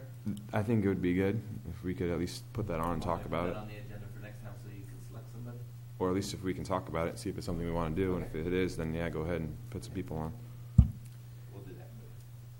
Councilmember Friend? I have nothing. Vice Mayor Luna? Yes, I wanted to report that I attended the LBOS retirement luncheon at the probation department on February 27th. For many that know, LBOS is moving on back to, I guess, back home, Salem, Oregon. So many of us gathered to wish him well. We also had a law firm review committee meeting on March 1st here at City Hall. And I really wanted to thank Brian and Abraham for the tour of the West Side housing developments. Very interesting to find out that one of the housing development even has a pool and actually a community center that people are going to enjoy that live there. I wanted to inform everyone that Assemblywoman Ana Caballero will have an open house on Thursday, March the 8th, from 4:30 to 6 p.m. at the satellite office here in Hollister, 365 4th Street, which is important for everyone to attend. San Benito County Library, the Friends of the Library, are having a book sale on March the 10th from 10 a.m. to noon at the library, in case anybody's interested. And they are also sponsoring their tea and treasure luncheon. It's a benefit for the library on March the 18th in San Juan Oaks at 1 p.m., $30 per person, which is very important because of our community. We talk about the library, but let's go out and support the library through their fundraisers. Like Councilmember Clower mentioned, I really have a major concern. I went out there and I parked at Hollister Super to actually see the people crossing the street on 4th and Miller. And there's a lot of senior citizens that are crossing from Mission Oaks Park. And it's very dangerous. I got called by 2 businesses on the west side to actually go out there and watch when people go by between maybe 11 and 4 o'clock in the afternoon. I went out both times. And it is dangerous, very dangerous. So I have spoken with city manager in regards to actually painting those, crosswalks with the big white striping that I see in other. Yeah, I think it's important. I also want to call attention to the many homes that I have seen in my district, where the front yards are just loaded with cars. There's one in my area that, in case a fire department had to go into that home, I don't know how they would get a hose through the front yard, because there's cars, there's trailers, there's just a bunch of trash in the driveway, and it looks really bad. It's very close to the area of Apricot Lane and the Apricot New Development, and I just feel the city needs to look out for itself and for all these residents. I don't know if any resident in the area has complained, but I know it was called to my attention to go by, and I did go by. So also the last thing that I have to report is that AARP is conducting the Senior Citizens Free Tax preparation. Pauline Valdivia has also the flyers there, and if anybody is interested in that, it's free. So I'm hoping people take advantage of it. So that's my report, Mr. Mayor. Thank you. Councilmember Gilliard? Thank you, Mr. Mayor. I have a few things to report. So we all know about the Highway 25 closure coming up for, I hope we all know, for the 7th and the 8th, essentially all day. One day starts at 5 a.m., one day starts at 4 a.m., goes to the p.m. So, I did reach out to COG, who also had a very lengthy conversation with our Caltrans representative for District 5. And what this is the railroad has the ability to get these repairs done on the schedule that they need to get it done at. And it's going to be incredibly inconvenient for all of the folks that commute and use Highway 25 on a daily basis for business. I was trying to see if there's any chance we could do it perhaps after hours or weekend. And so far, I'm not having any luck with that, but we're still working on it. But for now, the highway will be closed on the 7th and the 8th. I talked to Brian Swanson and the city manager. I had a issue out at Marriage Confectionery. Thankfully, they have so many employees now, which is great for all of us in the community, that they're having issues with their people crossing the road over to Shelton to park. Kind of goes with what Councilmember Clower was saying. And they're already filling up all the areas that they can possibly fill up on the north side of the industrial park. So what they're looking to see if there's any possible way that the city can stripe something, put some sort of solar light out, something to help them cross more safely in the middle of the night. So that's something that hopefully we can look at and see about supporting. It possibly will help other businesses in the area out there as well. I got to tell you, I'm super impressed with our Parks Commission, our Planning Commission, our Airport Commissions, et cetera.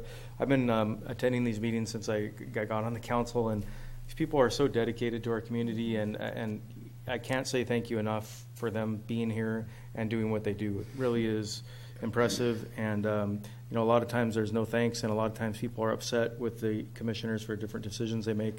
I just wanted to reach out and say thank you. The last commission meeting I was at, they're talking about the park, Ray, in your district, McCarthy.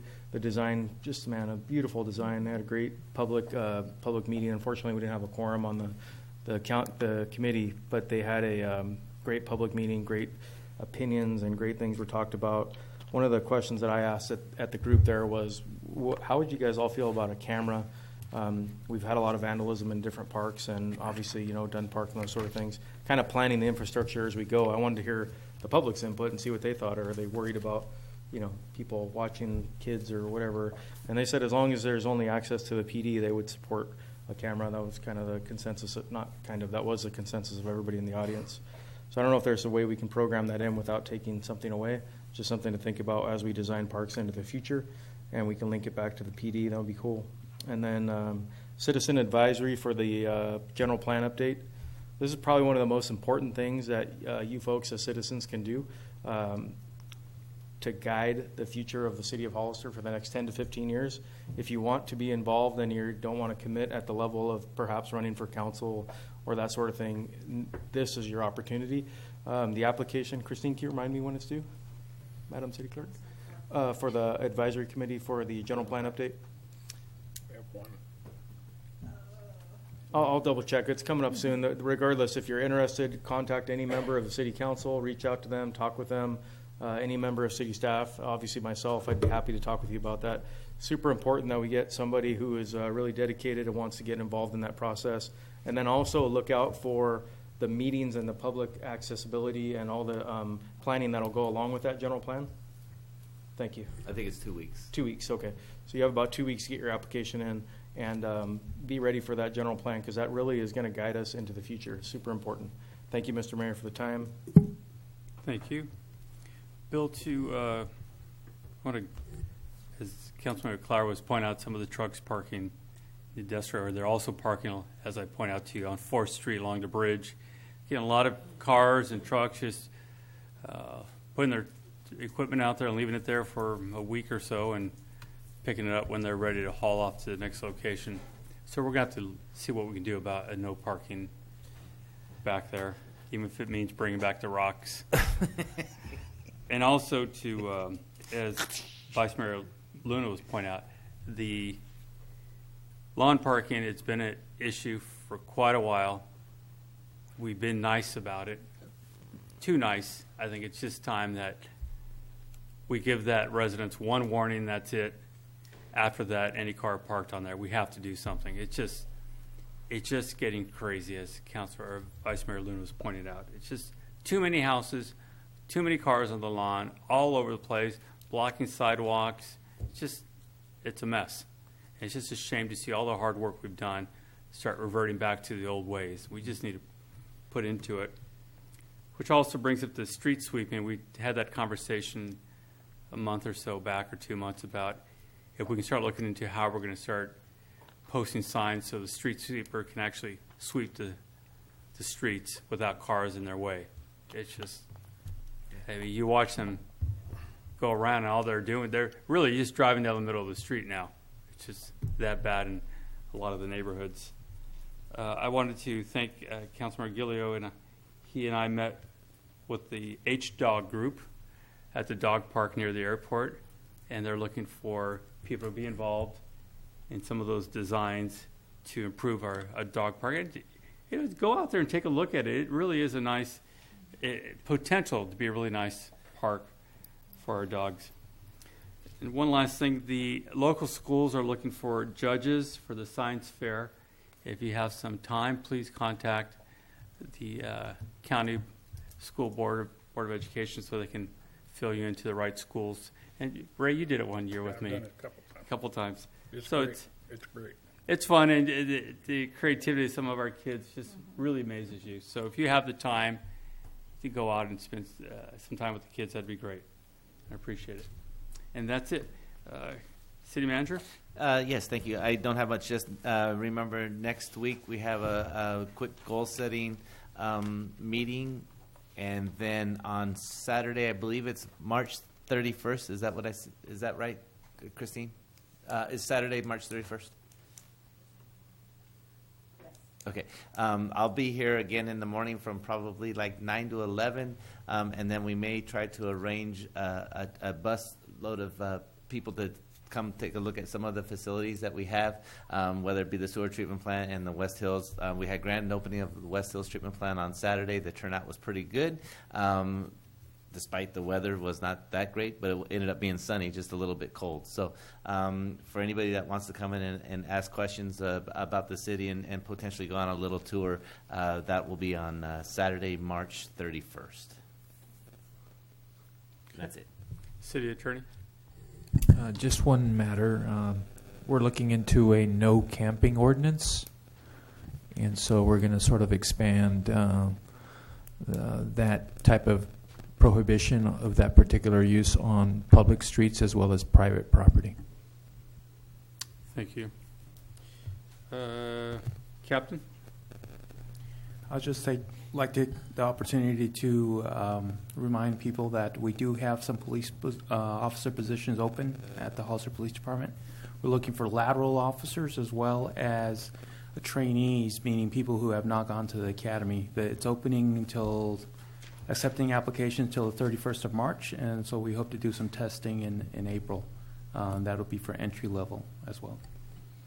Can you create a flyer that we can post to get that information out? Do you have one? Yes, sir. Thank you. Yes. Okay, is that it? City Clerk? I just wanted to remind council that I'm going to be looking into, again, the upgrading the Laserfish software that we currently use to get to Avante, and I haven't had a response back from them yet, but once I do, I will be bringing that to council, so just a heads up. I have a question on that. Sure. Will that enable us the ability to post our agenda in a more user-friendly way for folks to get to it in the packet and all that sort of thing? No, that would be a whole nother program, and that's something else that we're looking at, but I think that before I can do anything of that nature, I think I might have to get, I don't know if I explained to you that our Laserfish is here, Avante's the basic package, and then there's Rio. We're not even at the basic package, so because we started so long ago with Laserfish, we're like here. So if we can get to Avante, but we are looking into that, and I'm hoping to maybe be able to do that this budget year, but it's going to take money, of course. So. Okay. Okay, we'll go to item. Where are we at now? G3. G3? G3. Thank you, council members. I have a PowerPoint. This is regarding the Caltrans Cycle 4 Active Transportation Program funding cycle. They'll be issuing a call for projects in May. The grant would be due July 31st. It's very competitive. The small project category is $250,000 to $1.5 million. Medium projects are $1.5 million to $7 million, and the large project is $7 million and above. When we talk about active transportation program, we're talking, the active means that you're walking or you're biking, or maybe you're using a bus so you're walking or biking to catch your bus. The goals in the program are to increase bicycling and walking, to improve safety for people walking and biking, to reduce greenhouse gas emissions by people changing their mode of transportation from an automobile to walking or biking, to improve safety, improve public health from people actively going places, and to benefit disadvantaged communities. The purpose of the report tonight is to gauge whether or not the City Council would like us to begin the process of pursuing the grant. We can come back with a resolution to formalize that, and also to clarify the scope of the application. Some of you may recall that the city received an environmental justice transportation planning grant, and we prepared that funding was used to prepare complete street plans for Nash, Trespino, Sunny Slope Road, and McCrae Street. What this report focuses on 3 potential sites for that.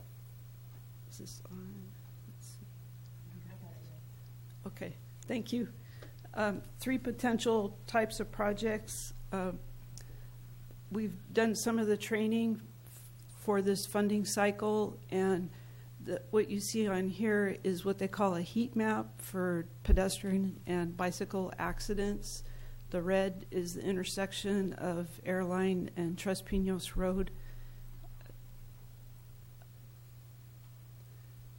These maps show accidents for safe routes to schools. The one on the left is for Rancho San Justo. The one on the right is for Sunny Slope. You could see for Rancho San Justo, there's a line there that would be San Benito Street, and at the bottom is Tres Pinos Road. Moving over to Sunny Slope again, there's a cluster accidents around the school.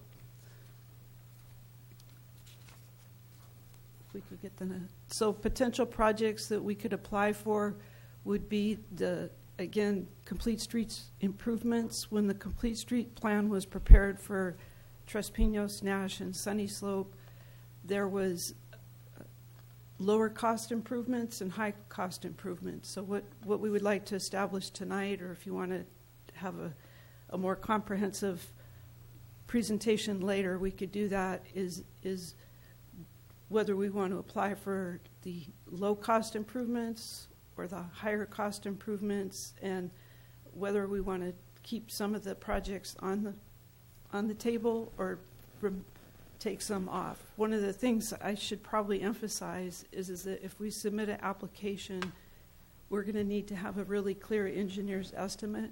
We're going to be able to know that every project that we're requesting funding for, or that we're requesting assistance for, is something that we can deliver on. There can't be ambiguities, and so things that help the scoring are if it's a safe routes to school project. This hits Sunny Slope, Rancho San Justo, our high school, and also it is a cross corridor for Ladd Lane, because the attendance area for Ladd Lane goes, I think, north to about Park. So it hits 4 schools, so that makes it strong. We believe would be a transformative change to the corridor, depending on the type of project we pursue, and it would implement our bicycle and pedestrian master plan and the regional transportation plan, and that makes it very strong for scoring also. We would need to update our community engagement, and validate some of the concepts in the project because our public outreach was a while ago. So, and that's a question we asked at one of the workshops. Another potential project would be San Benito Street safety improvements, such as sidewalk curb extensions. And if you look, there's a lot of accidents on San Benito Street on the intersections between Nash and downtown. I don't think that would score as highly because it's not part of an adopted Safe Routes to School program, and it's not clearly articulated in our pedestrian master plan right now, the bike plan. The third would be the San Benito River Trail. We'll be waiting to hear this month whether or not we succeed with the application that we have for funding that trail improvement. If we're not successful, there could be a second application. Some things that we would need to apply for is engineering services to assist with preparing preliminary plans and specifications. If we have more detailed plans, this also means if we're awarded, we could hopefully go to construction sooner because we would be more shovel ready. One of the things with this funding cycle is some of the funding from the gas tax from Senate Bill 1 is going to augment the amount of funding that is available. And so I think there's eagerness to see some tangible results from that. We'd need a detailed engineer's estimate, and as part of that, they would need to be able to sort out what costs could be attributed to the ATP program and then what would be non-eligible, meaning the city would have to pick it up, find a way to fund it.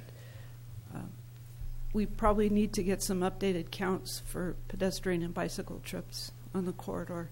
And we have, with Michael Grzan, had help in the past with GIS mapping, so he could help us with that, but we may need some engineering services for a different type of mapping. So I don't know, we can approach this a couple ways. We could go segment by segment and just discuss, say here, this is from Nash, or I could just go to the end and we'll look at a summary table. But this is Nash from Powell to San Benito Street. The concept is to add what they call a buffered bike lane. I think you could see it on the left side of the screen. There's a lane with sort of a sharrow. That would be more of a 10-foot wide lane.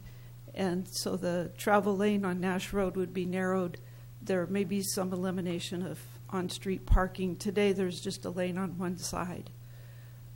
Some of the other improvements, so that the estimated cost for that is $700,000. Another is to make an adjustment to the traffic signal at San Benito and Nash to allow 2 or 3 seconds for the pedestrians to get a head start before the cars have a green. That would be $20,000, and those would be 100% reimbursable ATP costs because they're helping with pedestrian and bicycle.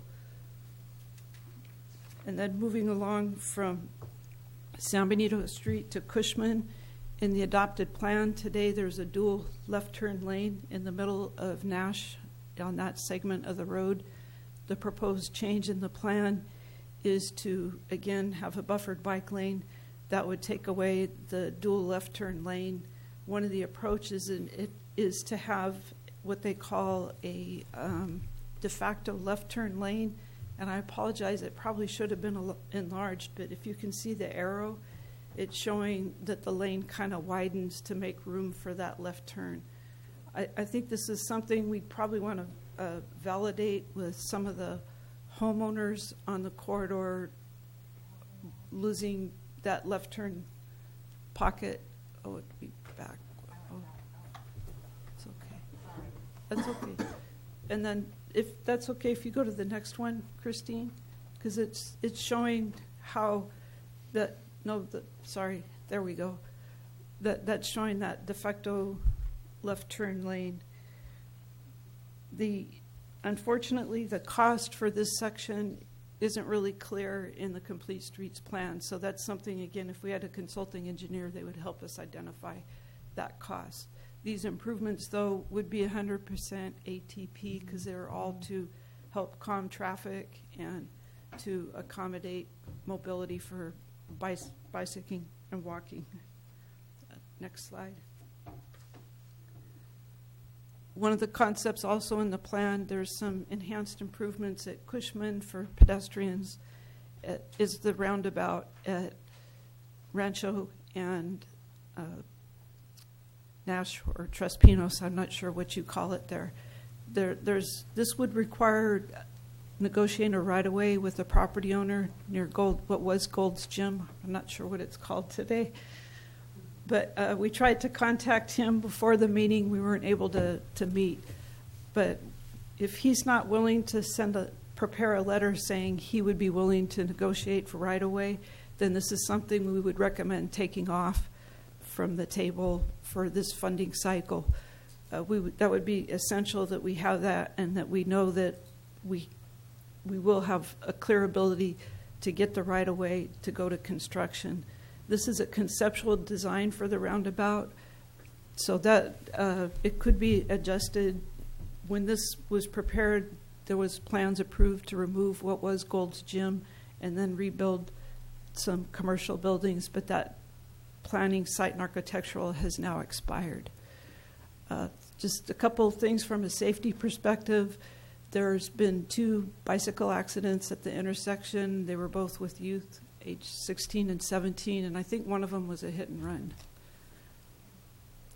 The roundabout, that would be partially eligible.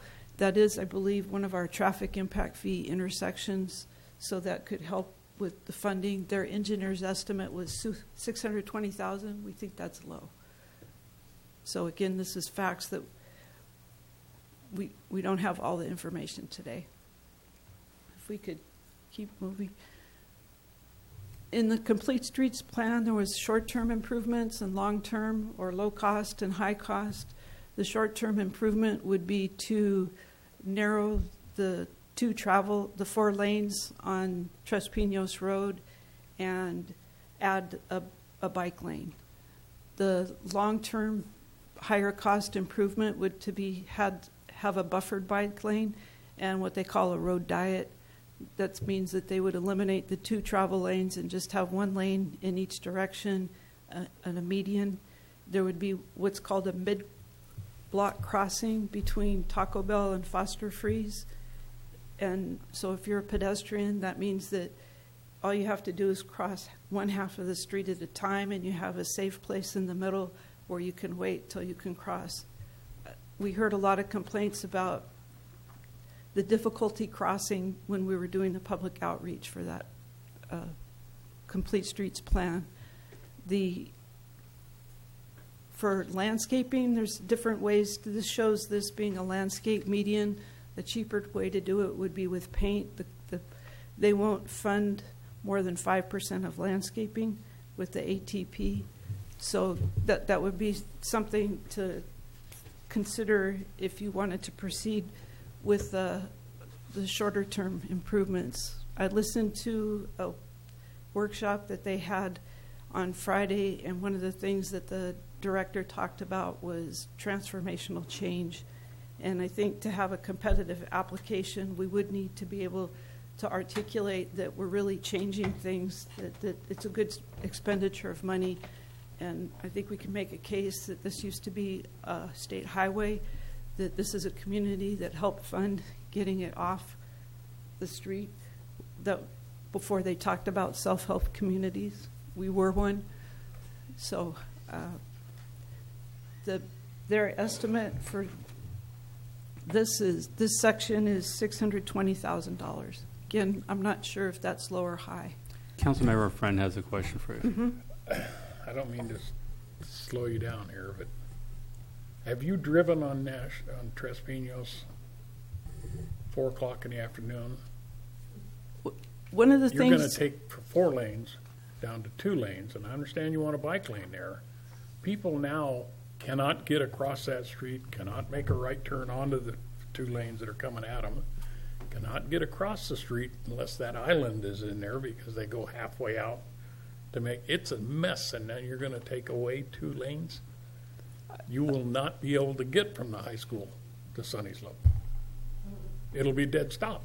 There's One of the, I guess that's why we're here tonight. We're trying to validate what do we apply for and why, and one of the findings they made when they prepared the complete streets plan is that the Highway 25 bypass had been recently completed, and that the traffic volumes they said were closer to 12 to 14,000 per day, and if I'm remembering correctly, before the bypass it was closer to 20,000 trips per day.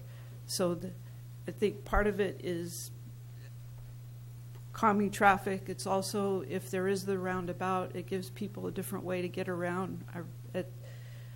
There was a person who was on one of the committees who worked at Adams Square, and she talked about how she didn't like making left turns coming from Adams Square, so she would prefer using a roundabout as a way to make her left. She would have felt more protected.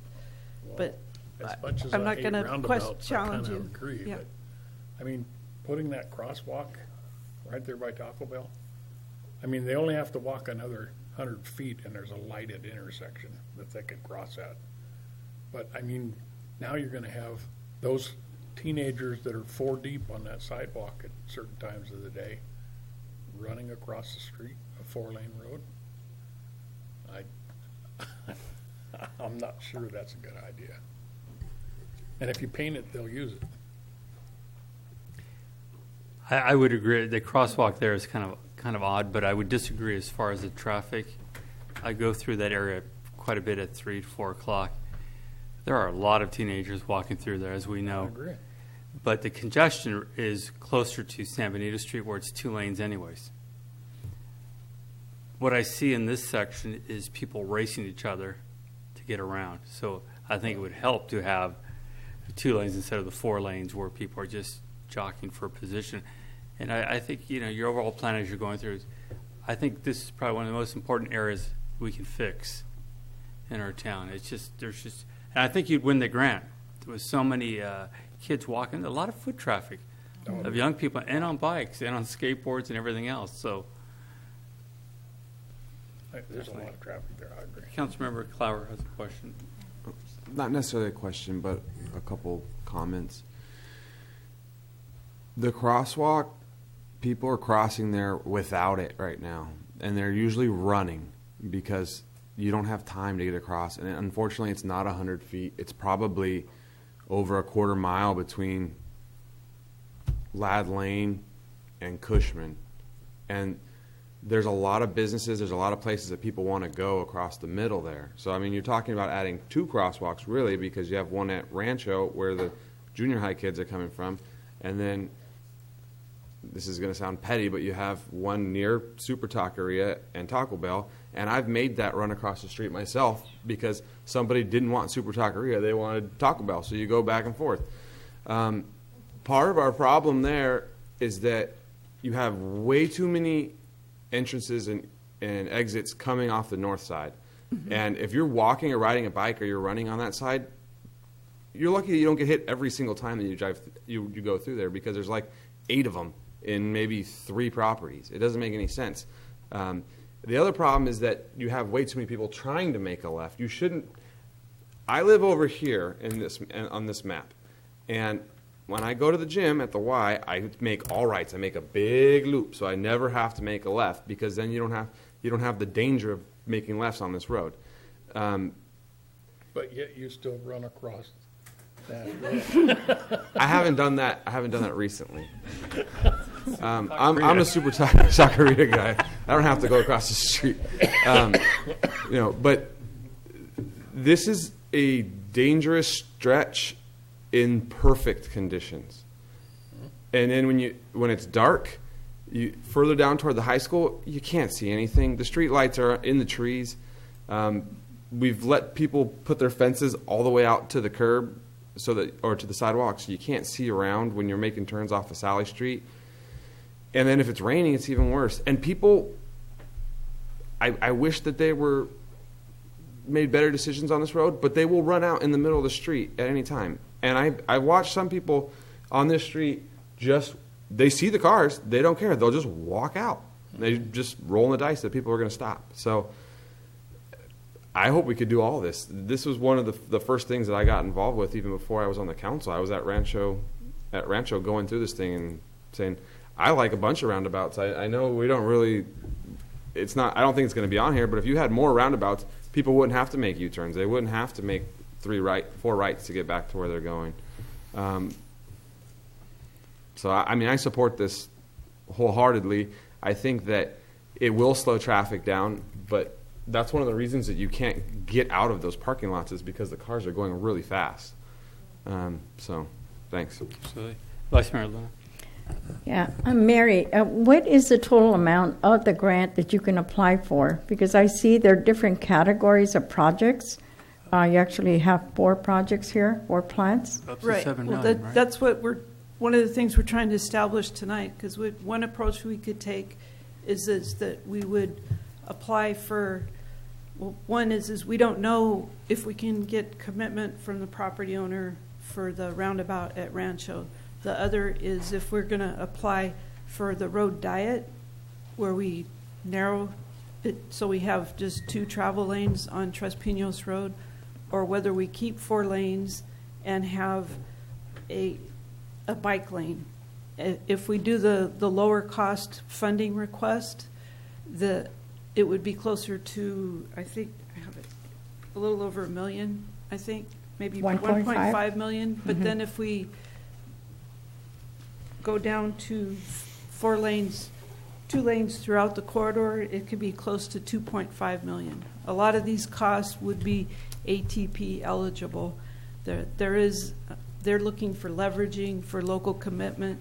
I think having the plans and specs ready, that's something that can be leveraged. I need to find out if we can leverage the Complete Streets plan that was done. Okay. And you talk about businesses being along that Nash Road. I mean, I travel through there every day. But there's also an apartment complex right behind the taqueria. Mm-hmm. And I see a lot of students coming in and out there, crossing to go to Taco Bell. A lot of them, because you can drive in the island in the middle. And I see some of them actually standing there to cross to the other side. It's a dangerous road. Very dangerous. So I'm just hoping that you would be able to apply for, most of it, to cover most of it, because there is a need. I see the need. Thank you, Mary. So if we could... Councilmember Gilio also has a comment. I don't know if you want to see the whole sections because it goes all the way to Sunny Slope School. Well, Councilmember Gilio has a comment. Okay. Sure. Mary, number one, I wanted to thank you. This is proactive work, going out and seeking grants. It's not something that you're forced to do, and I really appreciate you being so aggressive in going after these grants because it's a ton of work. And one thing I wanted to mention is I want to try to avoid engineering from the dais and really rely on the experts that are going to design the roads and the plans. I actually shared some of the concerns that Councilmember Friend was speaking of, but I would trust the experts on the traffic counts and all that sort of thing. And I really like the design, to be frank with you. I think it's a over needed area. Thank you for working on it. Sure. I think the consensus is go for the big one. Don't. Okay. That all right. we all understand that road is just needs. That's a 50s and 60s design back there, and as Councilmember Clower pointed out, there's just endless entry points. It's just dangerous, and we do need to address it. I would add to look at Ladd Lane and do some improvements on that because that's also a very dangerous road there is this is one I would like some direction on, and this is the roundabout at Ladd and Tres Pinos Road, and maybe we could. There is quite a few accidents, I think, near Kmart, KNS, right, and Hillock there. With this intersection, when we circulated the environmental document, we received a letter from Caltrans, and they were concerned about the proximity of a roundabout to their signalized intersection. Caltrans is always concerned about something. So I think what we would want to do is confer with them just to make sure that they would be supportive of that, because if they're not, then again, maybe we're not as competitive, and we also want to be sure that this is something we can deliver. So, but then I think what we'll probably come back with a report, maybe just could be on consent, even on with the resolution and some estimated costs. Absolutely. Thank you for bringing it back. Thank you. Is there any comments from the public? Yes, Mr. Richmond. Is he the only person? It's pretty empty now. Yeah. Marty Richmond from Hollister. You know, we had a very similar design in a lot of aspects for 4th Street going up, remember? We're going to put a bicycle, I don't know. So here's the question. Do we have these requirements built into our road requirements for new developments? Or do we let them just do a 4-lane raceway and then we're going to come back 10 years later and say, oh my God, look at this. This is a 2018 design. It's 20 years old. It doesn't work.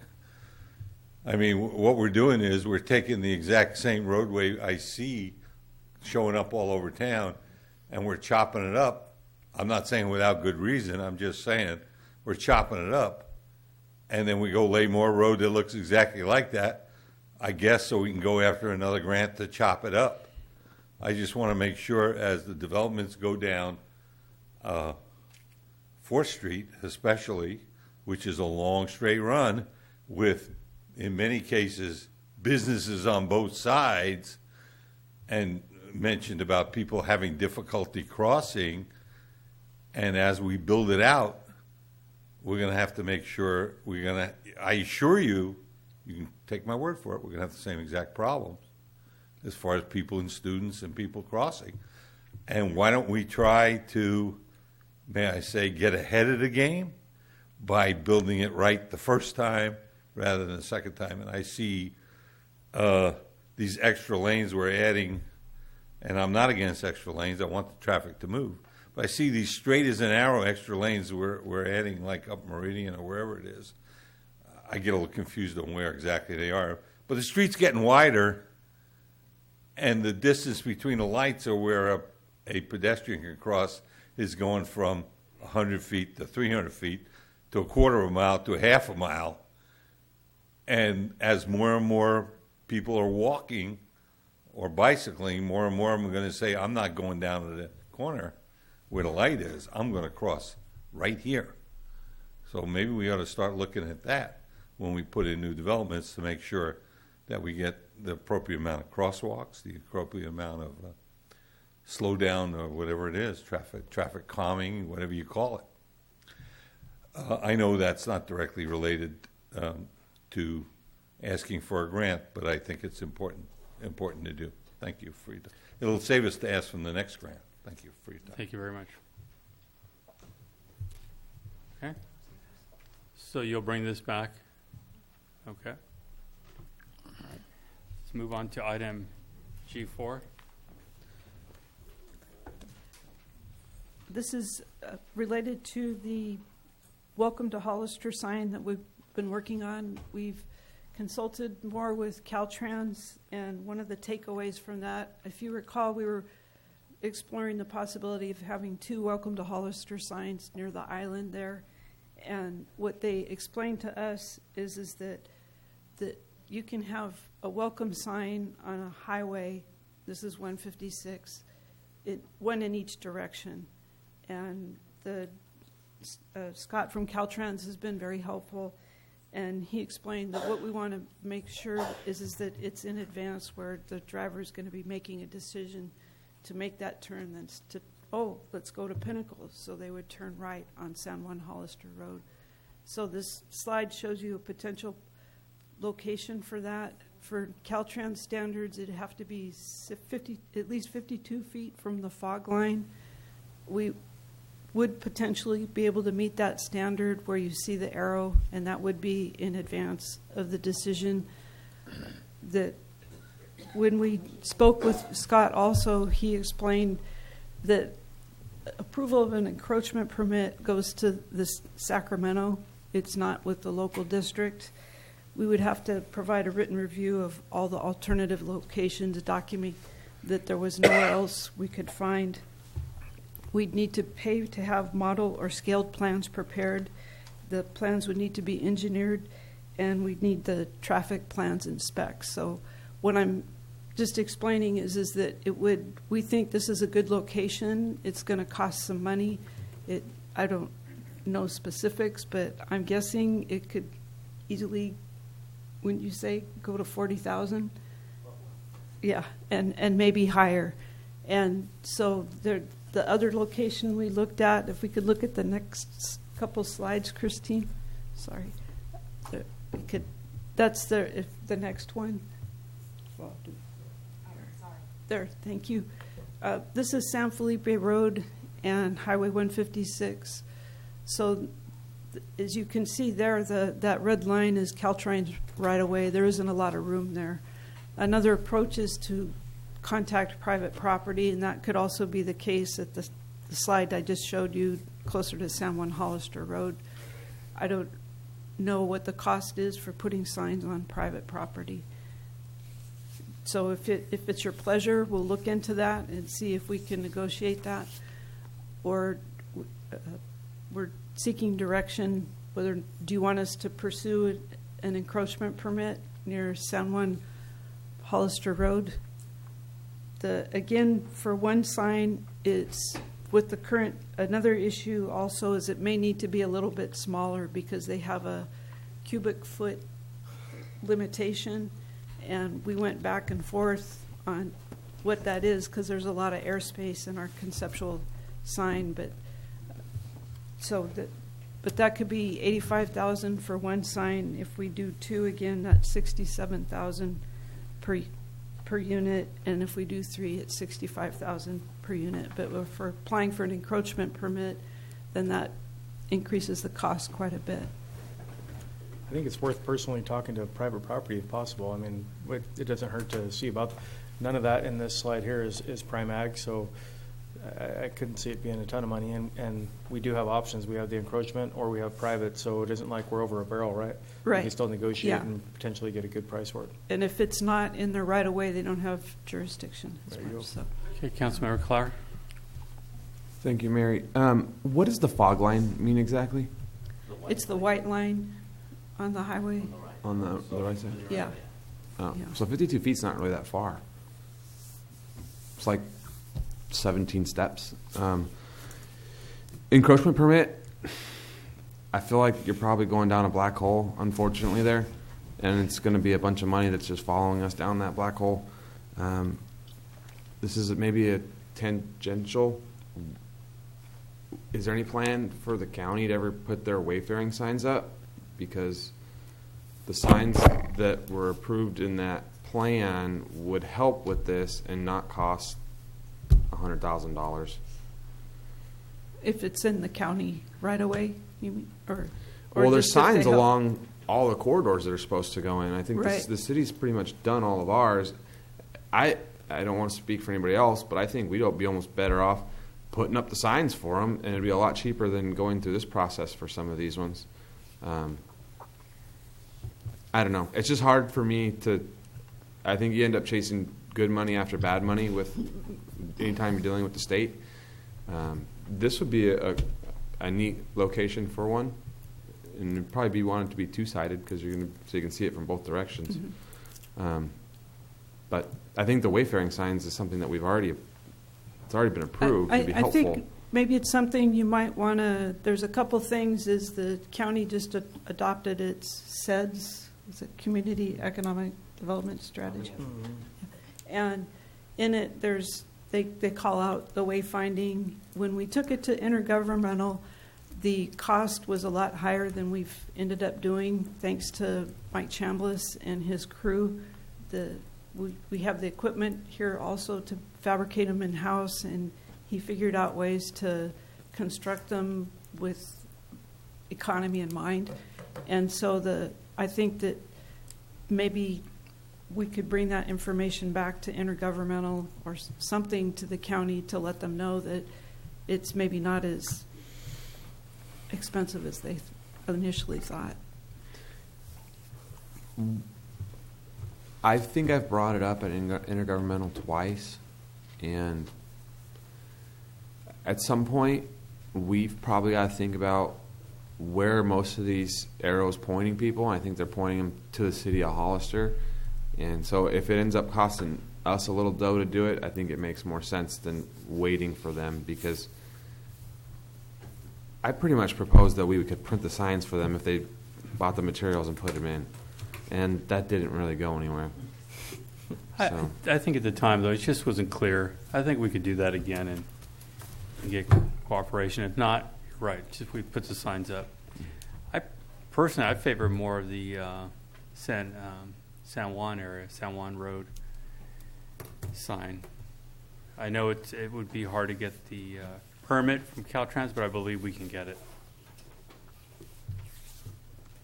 Since that was a new highway anyways. I don't want to throw water on your bubble, but the money you're talking about to get those done, we just denied spending $180,000 to bring 30,000 tourists into town.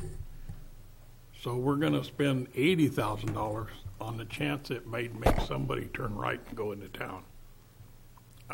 It's just. I think some people might argue that this is part of branding us as an area. Well, then we went through the gateway signs and we went through the branding. Yeah. And Mike has done a great job with the little local signs he's putting up in the branding. I think those are excellent, showing people where the library is, where the Chamber of Commerce is, and all that stuff. That's excellent. And that's a lot of money to put up a sign. We can just get a 4x8 sheet of plywood and paint on it.